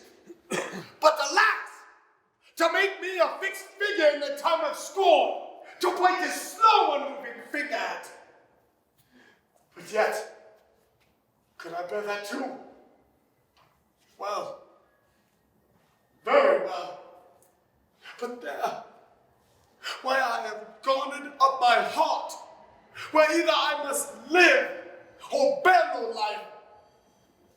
The fountain from the which my current runs, or else dries up to be discarded thence, or keep it as a cistern for foul toads to knot and gender in. Turn thy protection there. Patience. Thou art young and rose-lipped cherubim. I, there, look grim as hell. I hope my noble husband esteems me honest. Oh, I. As the summer flies are in the shambles that quicken even with blowing. Oh, thou weed. Thou art so sweet, and smellest so sweet that the senses ache at thee. Would thou hadst never been born! Alas, what ignorant sin have I committed? What? Is this fair paper, this most goodly book, meant to write poor upon? Committed? What committed? Oh, thou public commoner! I should make many forges of my cheeks, and descend in burnt modesty did I mention thy deeds. What committed?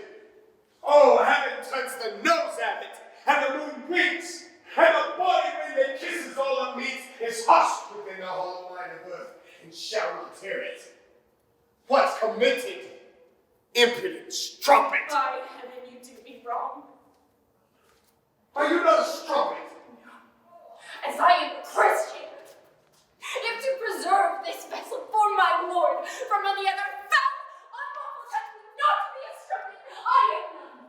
What? Not a whore? No, as I shall be saved. Is it possible? Heaven forgive us. I cry you mercy then. I had taken thee for that cunning whore vent that had married with Othello. You! That had the office opposite of St. Peter and keep the gate of hell. You 24 pains. I pray you, turn the key and keep our counsel. Alas, what does this gentleman conceive? How do you, my good lady? How do you, good madam? Faith hath asleep. Good madam, what's the matter with my lord? With who?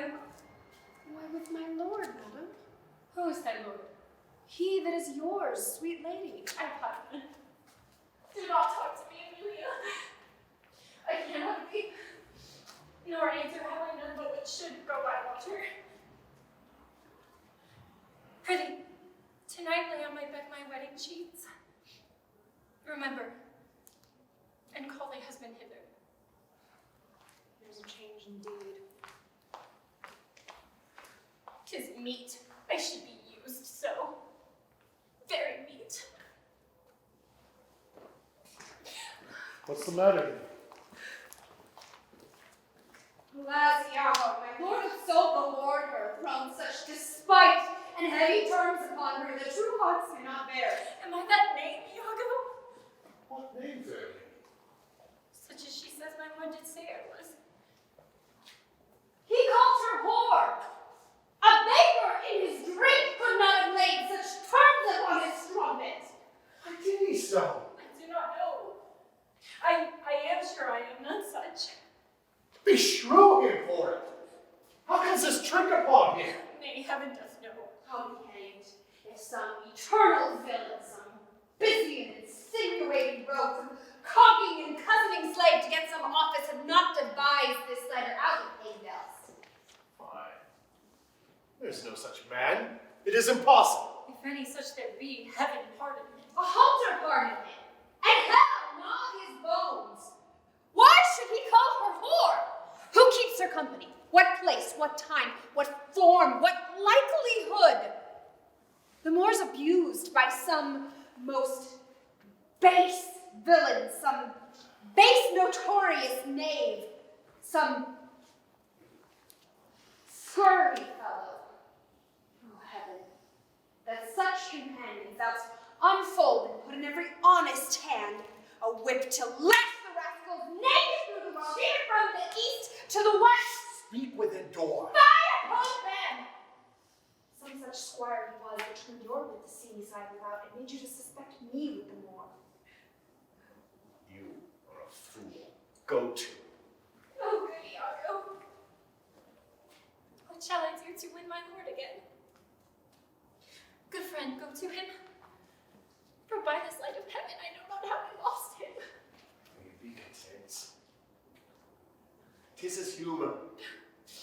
The business of his fate does him offense, and he does chide with you. If 'twere no other. 'Tis but so, I warrant.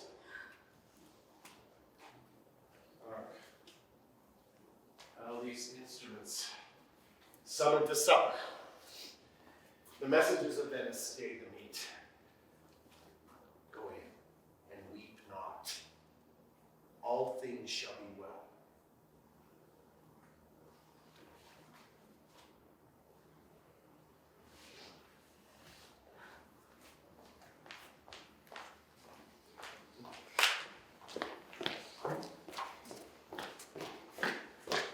Now, Roderigo.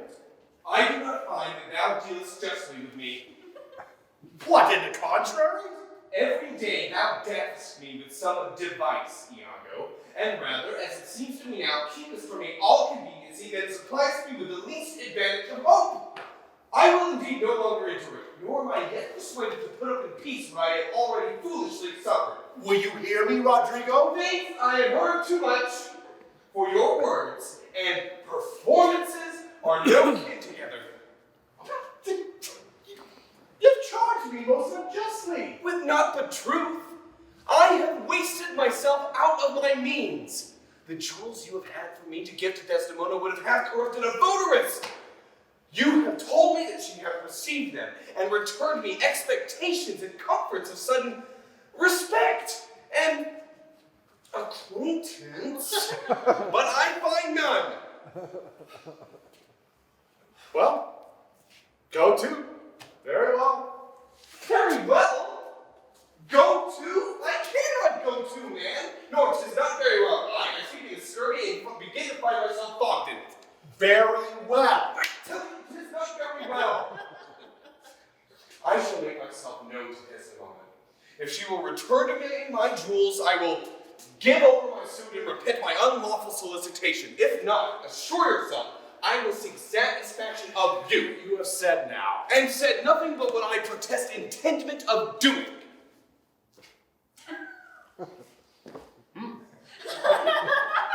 Well, now I see there's metal in thee. And even from this instance to build on thee a better opinion than ever before.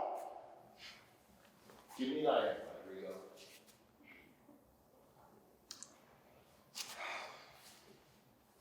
Thou hast taken against me a most just exception.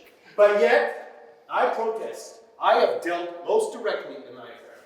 It hath not appeared. I grant indeed it hath not appeared. Roderigo. and thy suspicion is not without wit and judgment. But Roderigo, if thou hast that in thee indeed, which I have reason to believe now more than ever, purpose, courage, and valor, this night show it. If thou, the next night following, enjoy not Desdemona, take me from this world with treachery and devise engines for my life.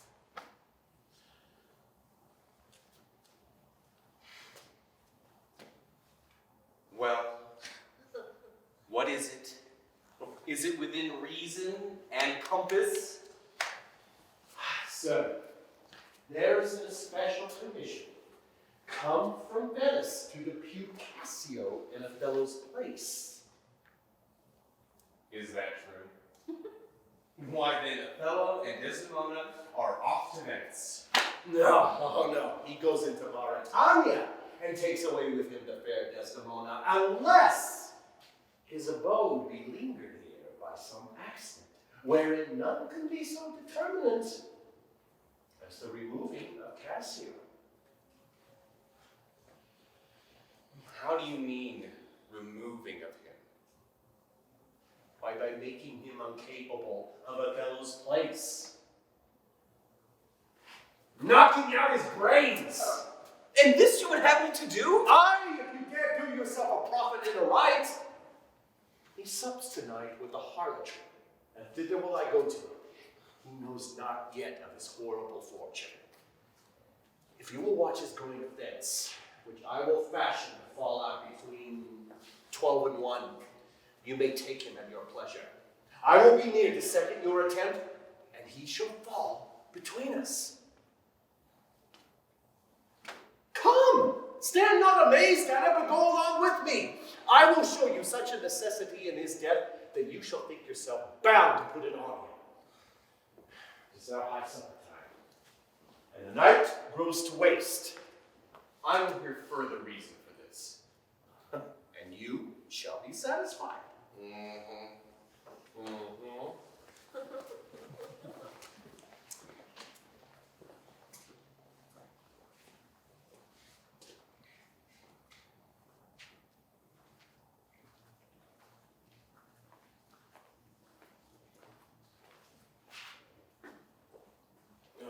Desdemona, Othello? get thee to bed on the instant. I will be returned forthwith. Dismiss your attendants. Look it to be done. I will, my lord.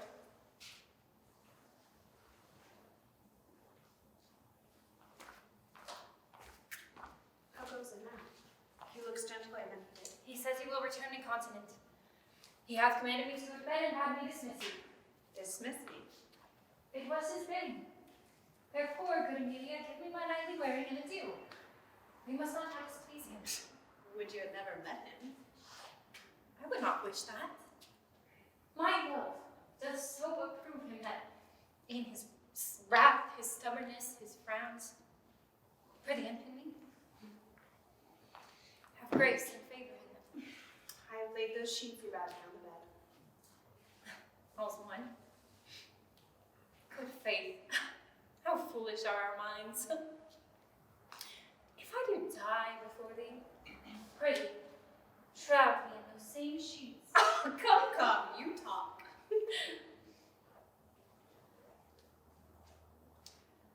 My mother had a maid called Barbara. She was in love, and he she loved proved mad and did forsake her. She had a song, Willow, an old thing 'twas, but it expressed her fortune, and she died singing it. That song tonight will not go from my mind. I have much to do but to go hang my head all at one side and sing it like poor Barbara. Prithee, dispatch. Shall I go fetch your nightgown? No, unto me here.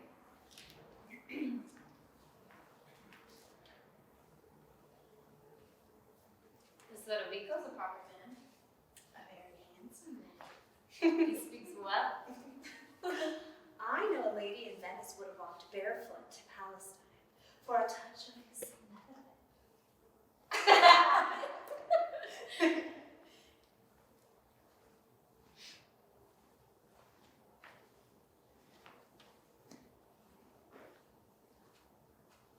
The poor soul sat sighing by sycamore tree,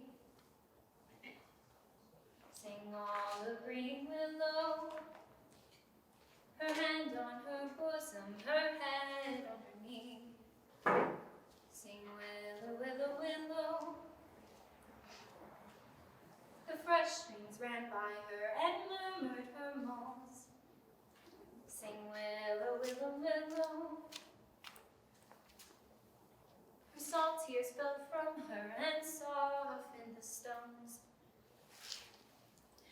Lay by these. Sing willow, willow, willow. Prithee, hide thee. Who coming on? Sing all the green willow must be my garland. Let nobody blame him, his scorn I approve. Nay, that's not next. Hark! Who is that knocks? It's the wind.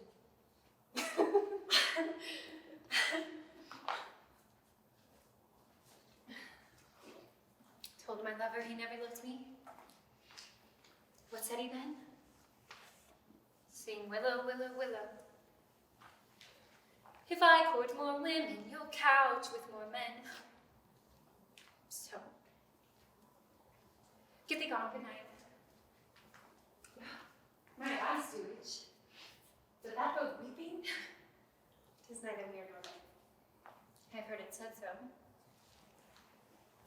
These men. Dost thou in conscience think, tell me, Emilia, that there be women do abuse their husbands in such gross kind? There be some such, no question. Wouldst thou do such a deed for all the world? Why would not you? No. No, not by this heavenly light. Nor I neither by this heavenly light. But I might do it as well in the dark. Wouldst thou do such a deed for all the world? Why, the world is a huge thing. 'Tis a great price for a small vice. In troth, I think thou wouldst not. Oh, by my troth, I think I should, and undo it when I have done. Mary, I would not do such a thing for a joint ring, nor for measures of lawn, nor for gowns, petticoats, nor caps, nor any petty exhibition. But for the whole world, why, who would not make her husband a cuckold to make him a monarch? I should venture purgatory for it. Beshrew me, if I would do such a wrong for the whole world. Why, the wrong is but a wrong in the world, and having the world for your labor, 'tis a wrong in your own world, and you might quickly make it right. I do not think there is any such woman. Yes, a dozen, and as many to the vantage as would store the world they place for.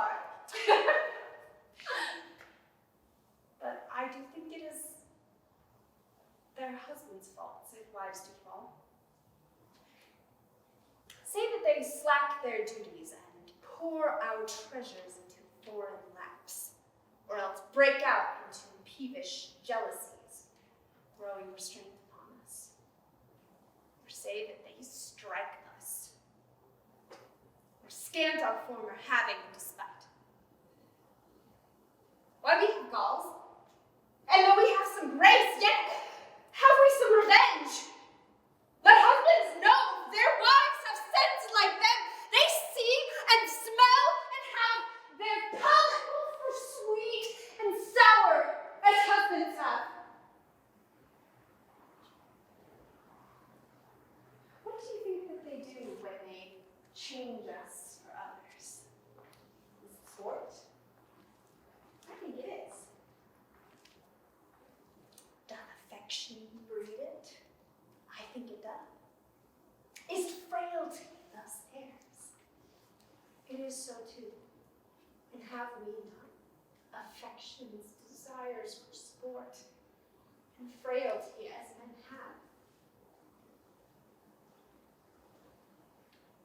Let them use us well. Let's let them know the ills we do. Their ills instruct us. Good night. Good night. Haven't we such uses then? Not to be bad from bad, but by bad men.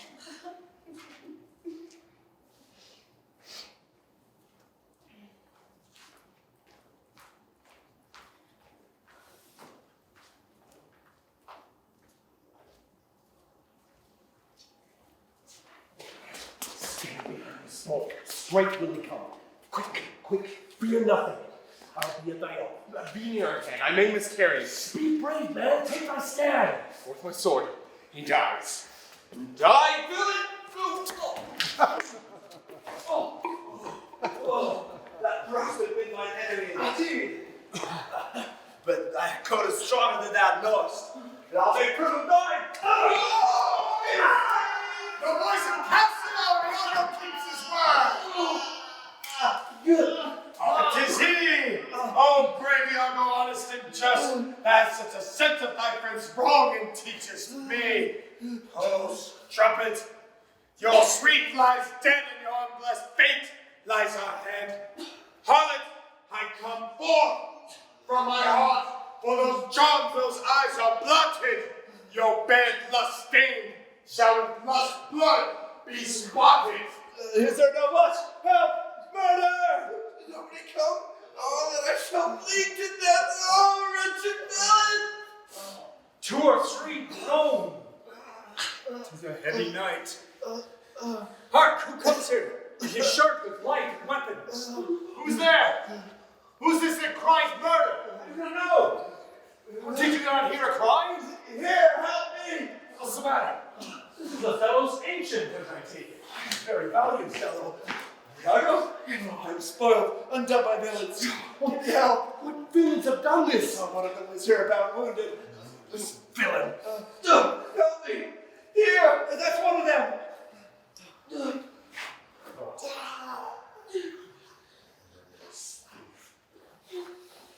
Oh, villain! Iago! You inhuman dog! Killing men in the dark? Where be these bloody thieves? How silent is this town? Iago, friend! What is it, brother? Oh, my leg, it's cut in two. Oh. Very heaven forbid. Light, Roderigo. I'll bite it with my shirt. What is the matter, all? Who's been crying? Who is it that cried? Sir Cassio! Cassio! Thy notable strumpet. Cassio, may you suspect who they should be that have thus many led you? No. Try to find you thus, I've been to seek you. Lend me your gun. So. Oh, for a chair to bear him easily hence. Unless he faints. Cassio. I dare suspect this Frank, Bianca, to be a party in this injury. Oh, patience a while, Cassio. Come, let me light. No, we just face alone.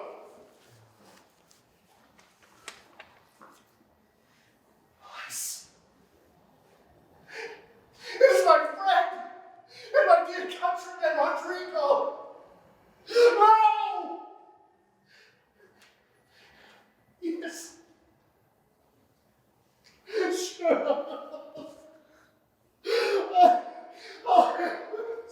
Roderigo. What offense?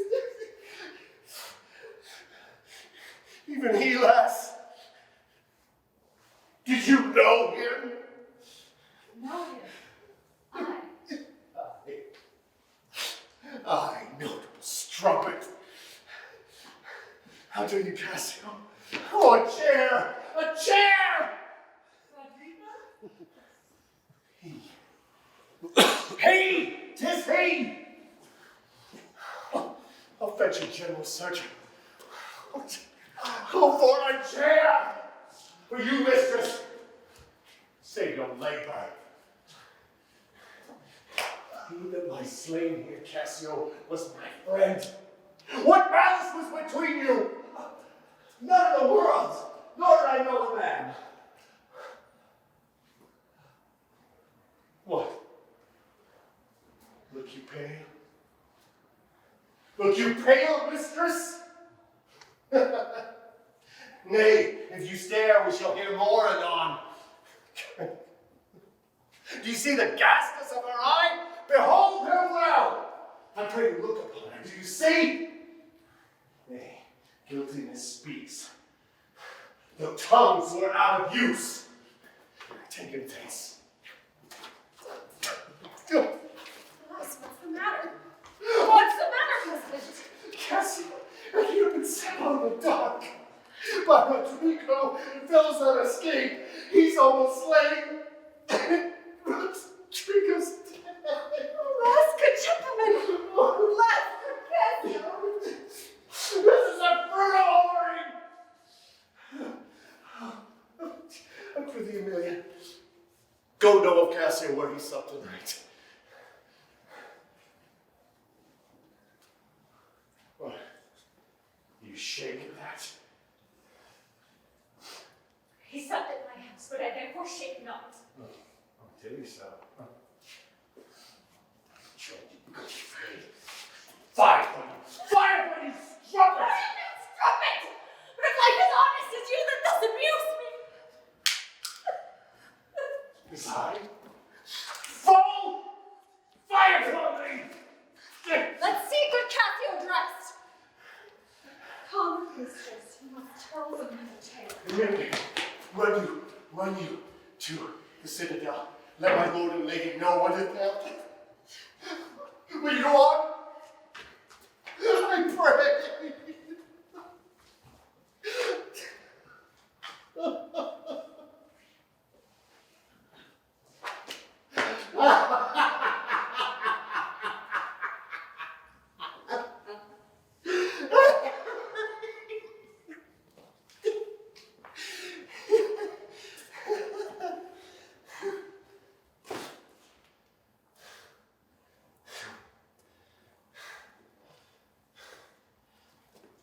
This is the night that either makes me or if it does me quiet.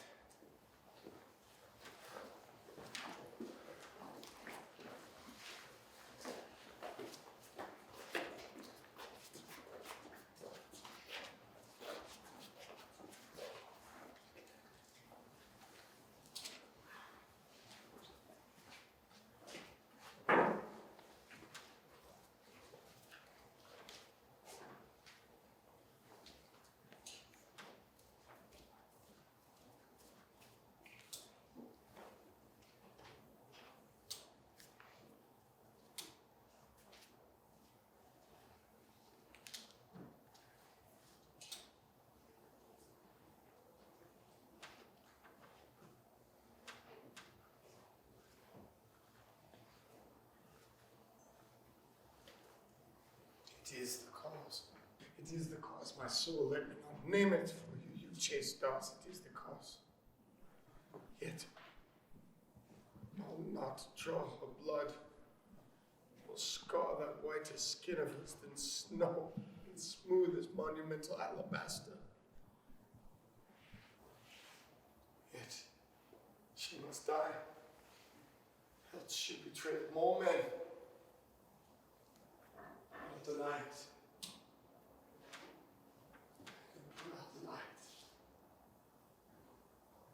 If I constantly not flaming Melissa, can thy former light restore? Should I repent me?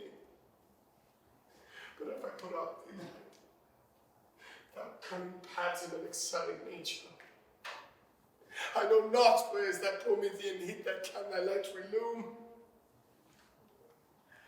Once I have plucked the rose, I cannot give it vital growth again. It must needs wither.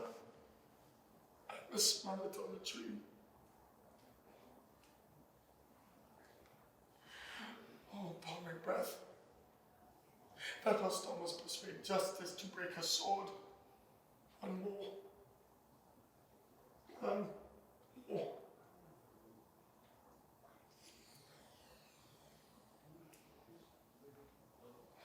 Be thus when thou art dead, and I shall kill thee and love thee after. One more, and this be the last. Oh, so sweet was never so fatal. I weep, yet they are cruel tears. The sorrow is so heavenly, it strikes me, it doth love. Othello, Desdemona, will you come to bed? have you prayed tonight, Desdemona? I, Othello? If you bethink yourself of any crime unreconciled as to heaven or grace, solicit for it straight. Othello, what do you mean by that? Do it. And be brief, I will walk by. I would not kill thy unprepared spirit, heaven forfend. I would not kill thy soul. Talk you of killing? I do. Then Lord have mercy on me. Amen with all my heart. I hope you will not kill me. Oh! And yet I fear you. For you are fatal when your eyes roll so. Why I should fear, I know not, since guiltiness I know not, but yet I fear.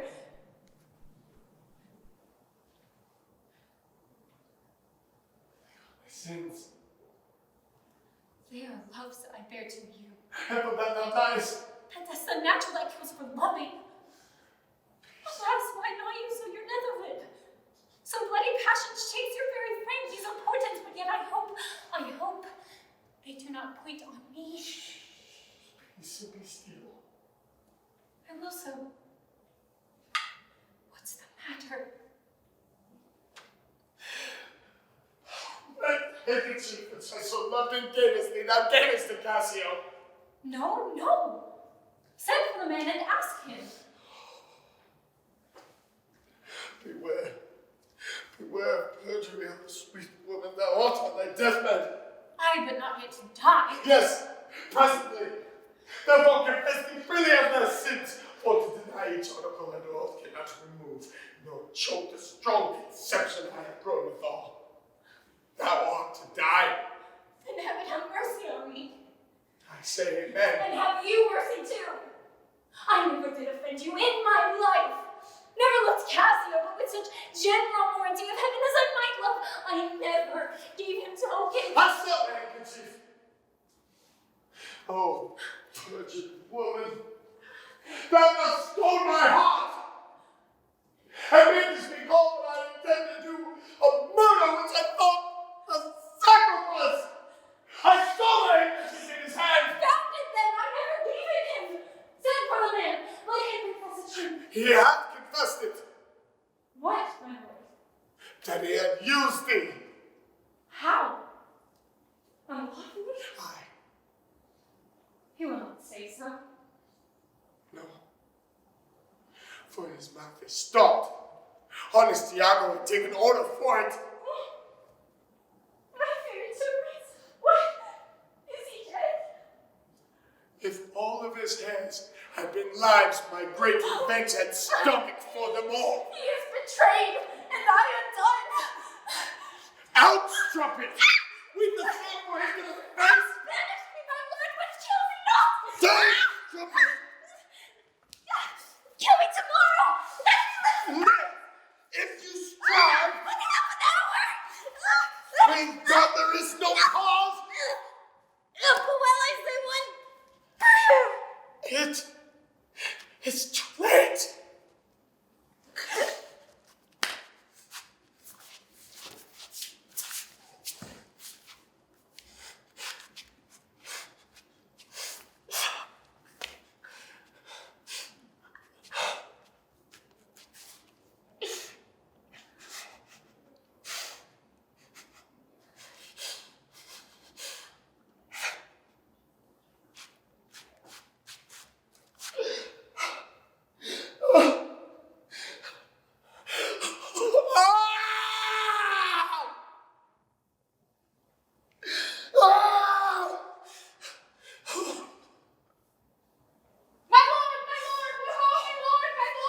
What noise is this?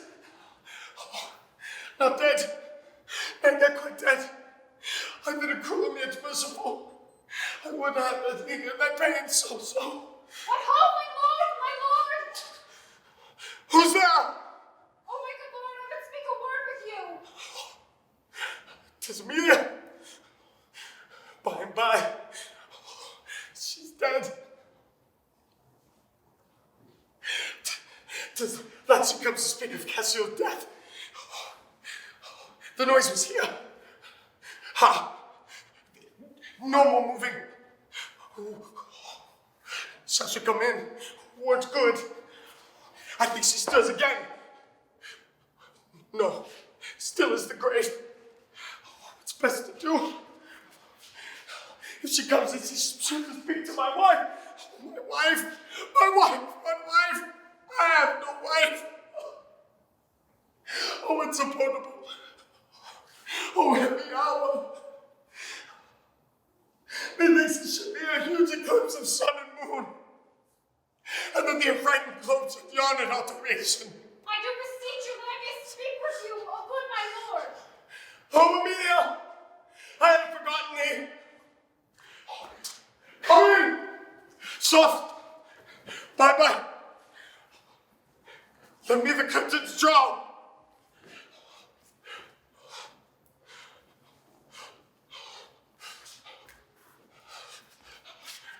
Where art thou?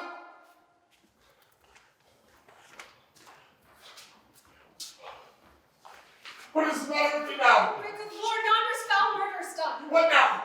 But now, my lord, It is the very air of the moon. As she comes near the earth, as she was wont. It makes me mad. Cassio, my lord, killed a young Venetian called Roderigo. Roderigo killed. And Cassio killed. No, Cassio is not killed. Cassio not killed. The moon is out of tune. Its sweet revenge goes harsh. oh, falsely. Lass, what cry is that? What was that? Out of the last, that was my lady's voice. Help! Help! Oh, help! Oh, sweet lady, speak again. Sweet mistress, speak. A guiltless death I die. Who hath done this deed? Nobody. I myself. Farewell. Commend me to my kind lord. Oh, farewell.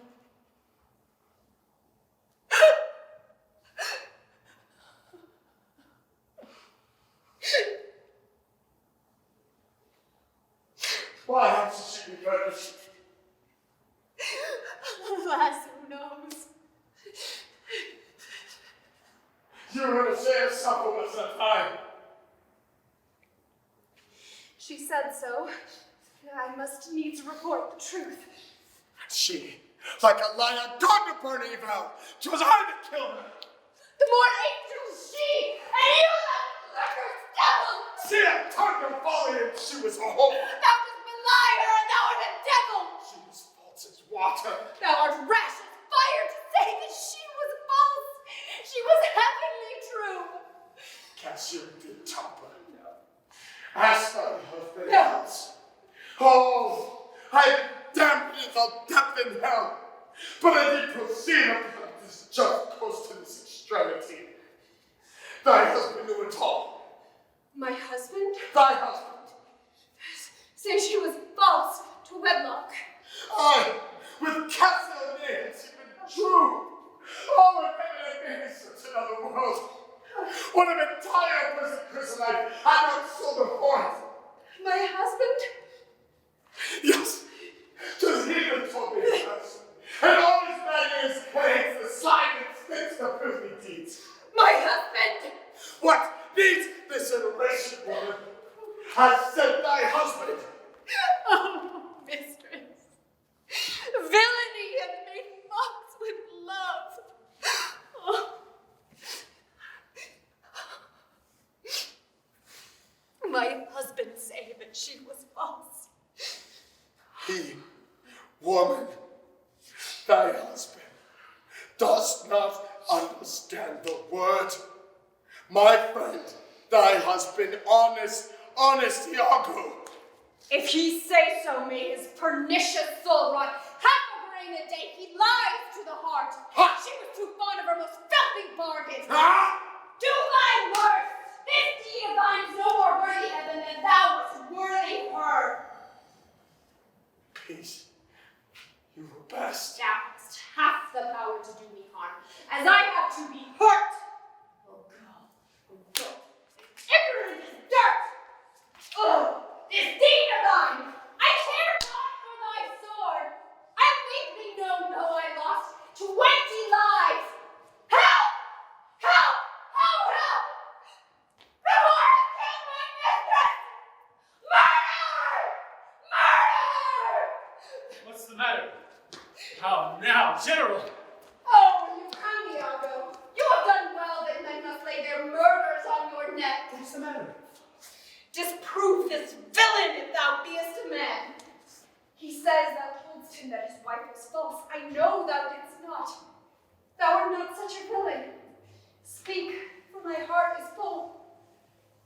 I told him what I thought, and told no more than what he found himself was apt and true. But did you tell him she was false? I did. An odious, damned lie. Upon my soul, a lie, a wicked lie. She false with Cassio? Did you say with Cassio? With Cassio, mistress. Go to charm your I will not charm my tongue. I am bound to speak. My mistress here lies murdered in her bed. It's forbidden. And your reports have set the murder on. Nay. Stay not, masters, for it is true indeed. It is a strange truth. Oh, monstrous act. Villainy, villainy. I thought so. I think upon it, I think I smelt. Oh, villainy, I thought so then. I'll kill myself for grief. Villainy. Villainy! Are you mad? I tried to get you home. Good gentlemen, give me leave to speak. 'Tis proper I obey him, but not now. Good chance, Iago, may I go home.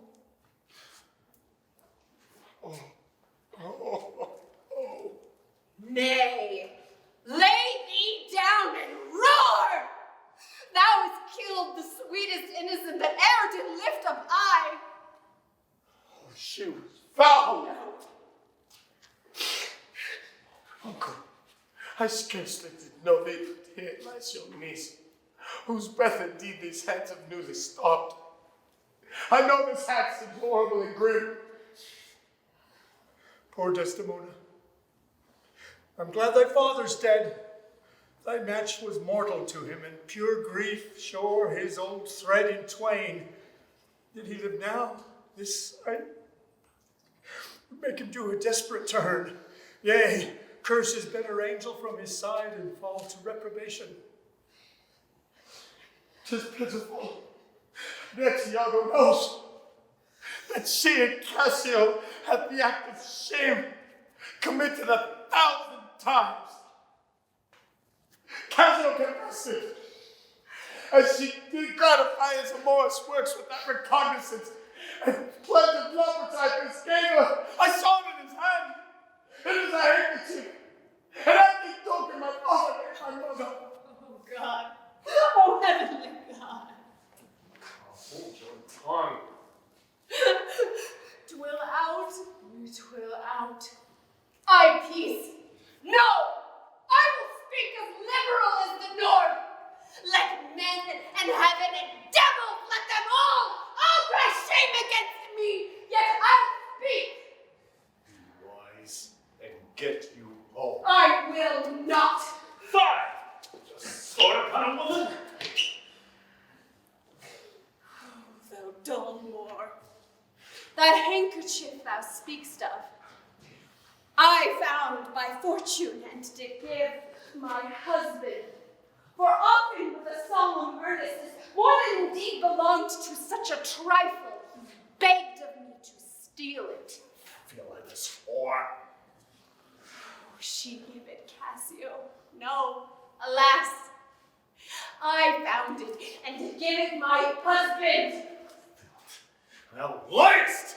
By heaven, I do not! I do not, gentlemen. Murderous coxcomb. What should such a fool do so good a wife? I thought it was stones in heaven, but when suddenly the thunder comes and fell.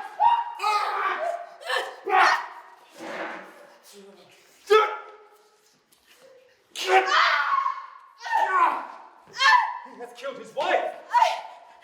Lay me by my mistress' side. He's gone, but his wife is killed. 'Tis a notorious villain. Here, take him this weapon and try to take him from the war. Guard the room from without. Let him not pass, but kill him rather. I'll after that same villain, for 'tis the damned slave. I am not breathing in, but have a puny whipstick against my sword. Why should honor with honesty? Let it go all. What thy song bold, lady? Hark. Canst thou hear me? I will play the swan and dying music.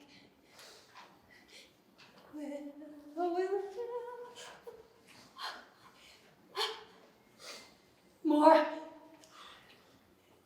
She was chaste.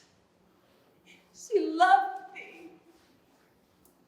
She was chaste. She was chaste.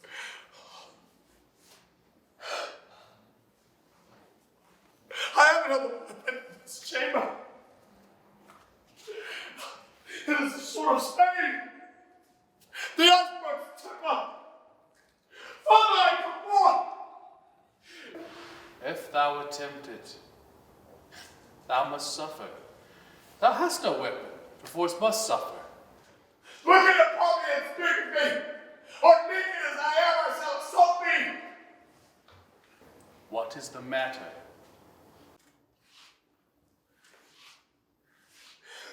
Behold.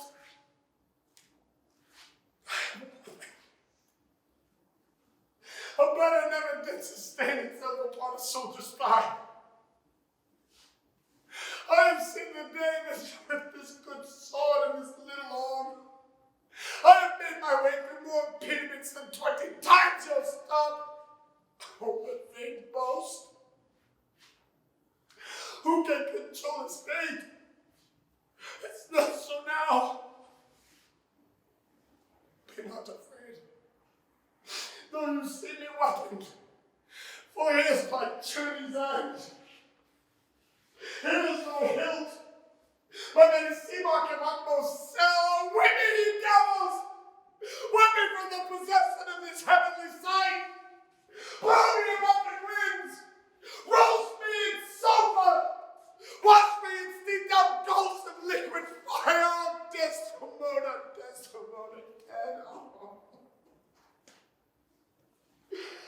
Oh, Where is this rash and most unfortunate man? that's it, Othello. Here I am. Where is that viper? Bring the villain forth. I looked down toward his feet, but that's a fatal. And then I was like, John, I cannot kill thee. I bleed, sir. We are not killed. I am not sorry neither, for I shall have thee live. For 'tis my senses happiest to die. Thou, Othello, thou wert once so good. Fallen in the practice of a damned slave, what shall be said to thee? Why, everything! An honorable murderer, if you will, for not I did in hate, but all in honor. This wretch hath part confessed his villainy. Did you and he consent in Cassio's death?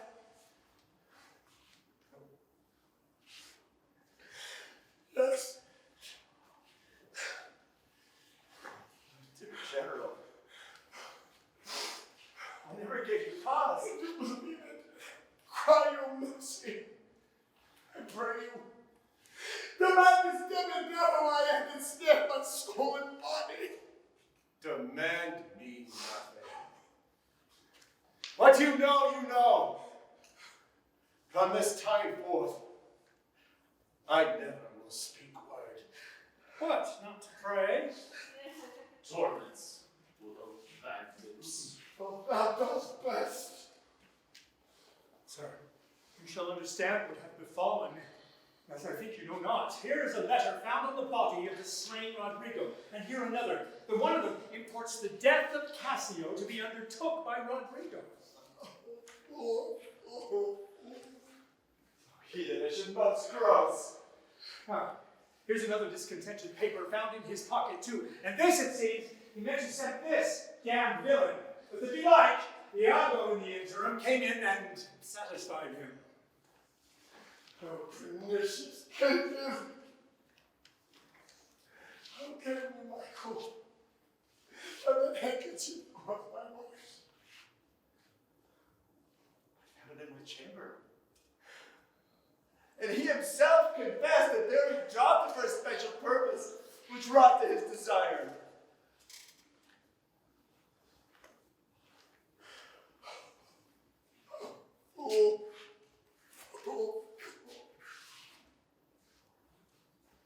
There is this side in Roderigo's letter.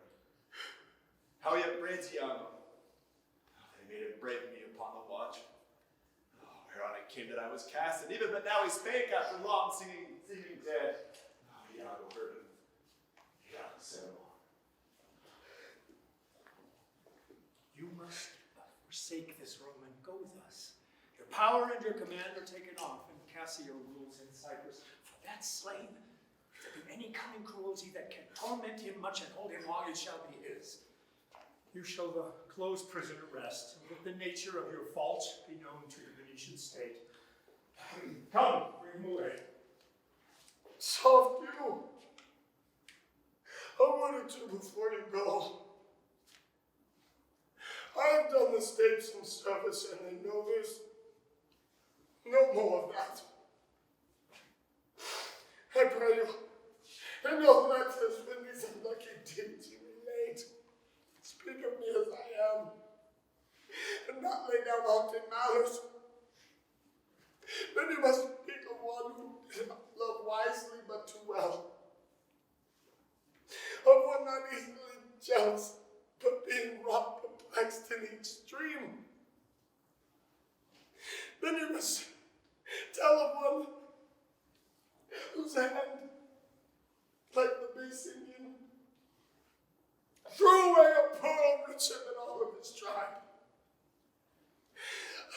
Of one whose subdued eyes, albeit unused to the melting mood, chalked tears faster than the Arabian trees the medicinal gum. Sent you down this, and save aside, been in Aleppo once, where a malignant and turbaned Turk beat a Venetian and traduce the state. I smote the circumcised dog by the throat, and I smote their nostril!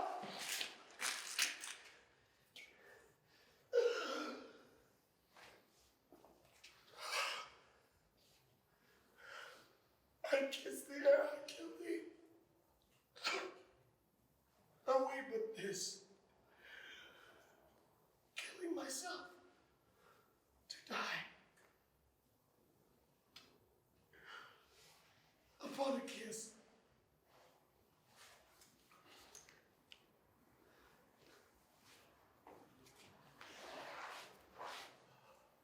Oh, I thought he had no weapon, for he was great of hearts. Oh, Spartan dog, more fell than anguish, hunger o'er the sea. Look at the tragic ruin of this dead. This is thy work. The object of poison's sight, let it be hid. Montano, keep this house and seize upon the fortunes of the moor, for they succeed on you.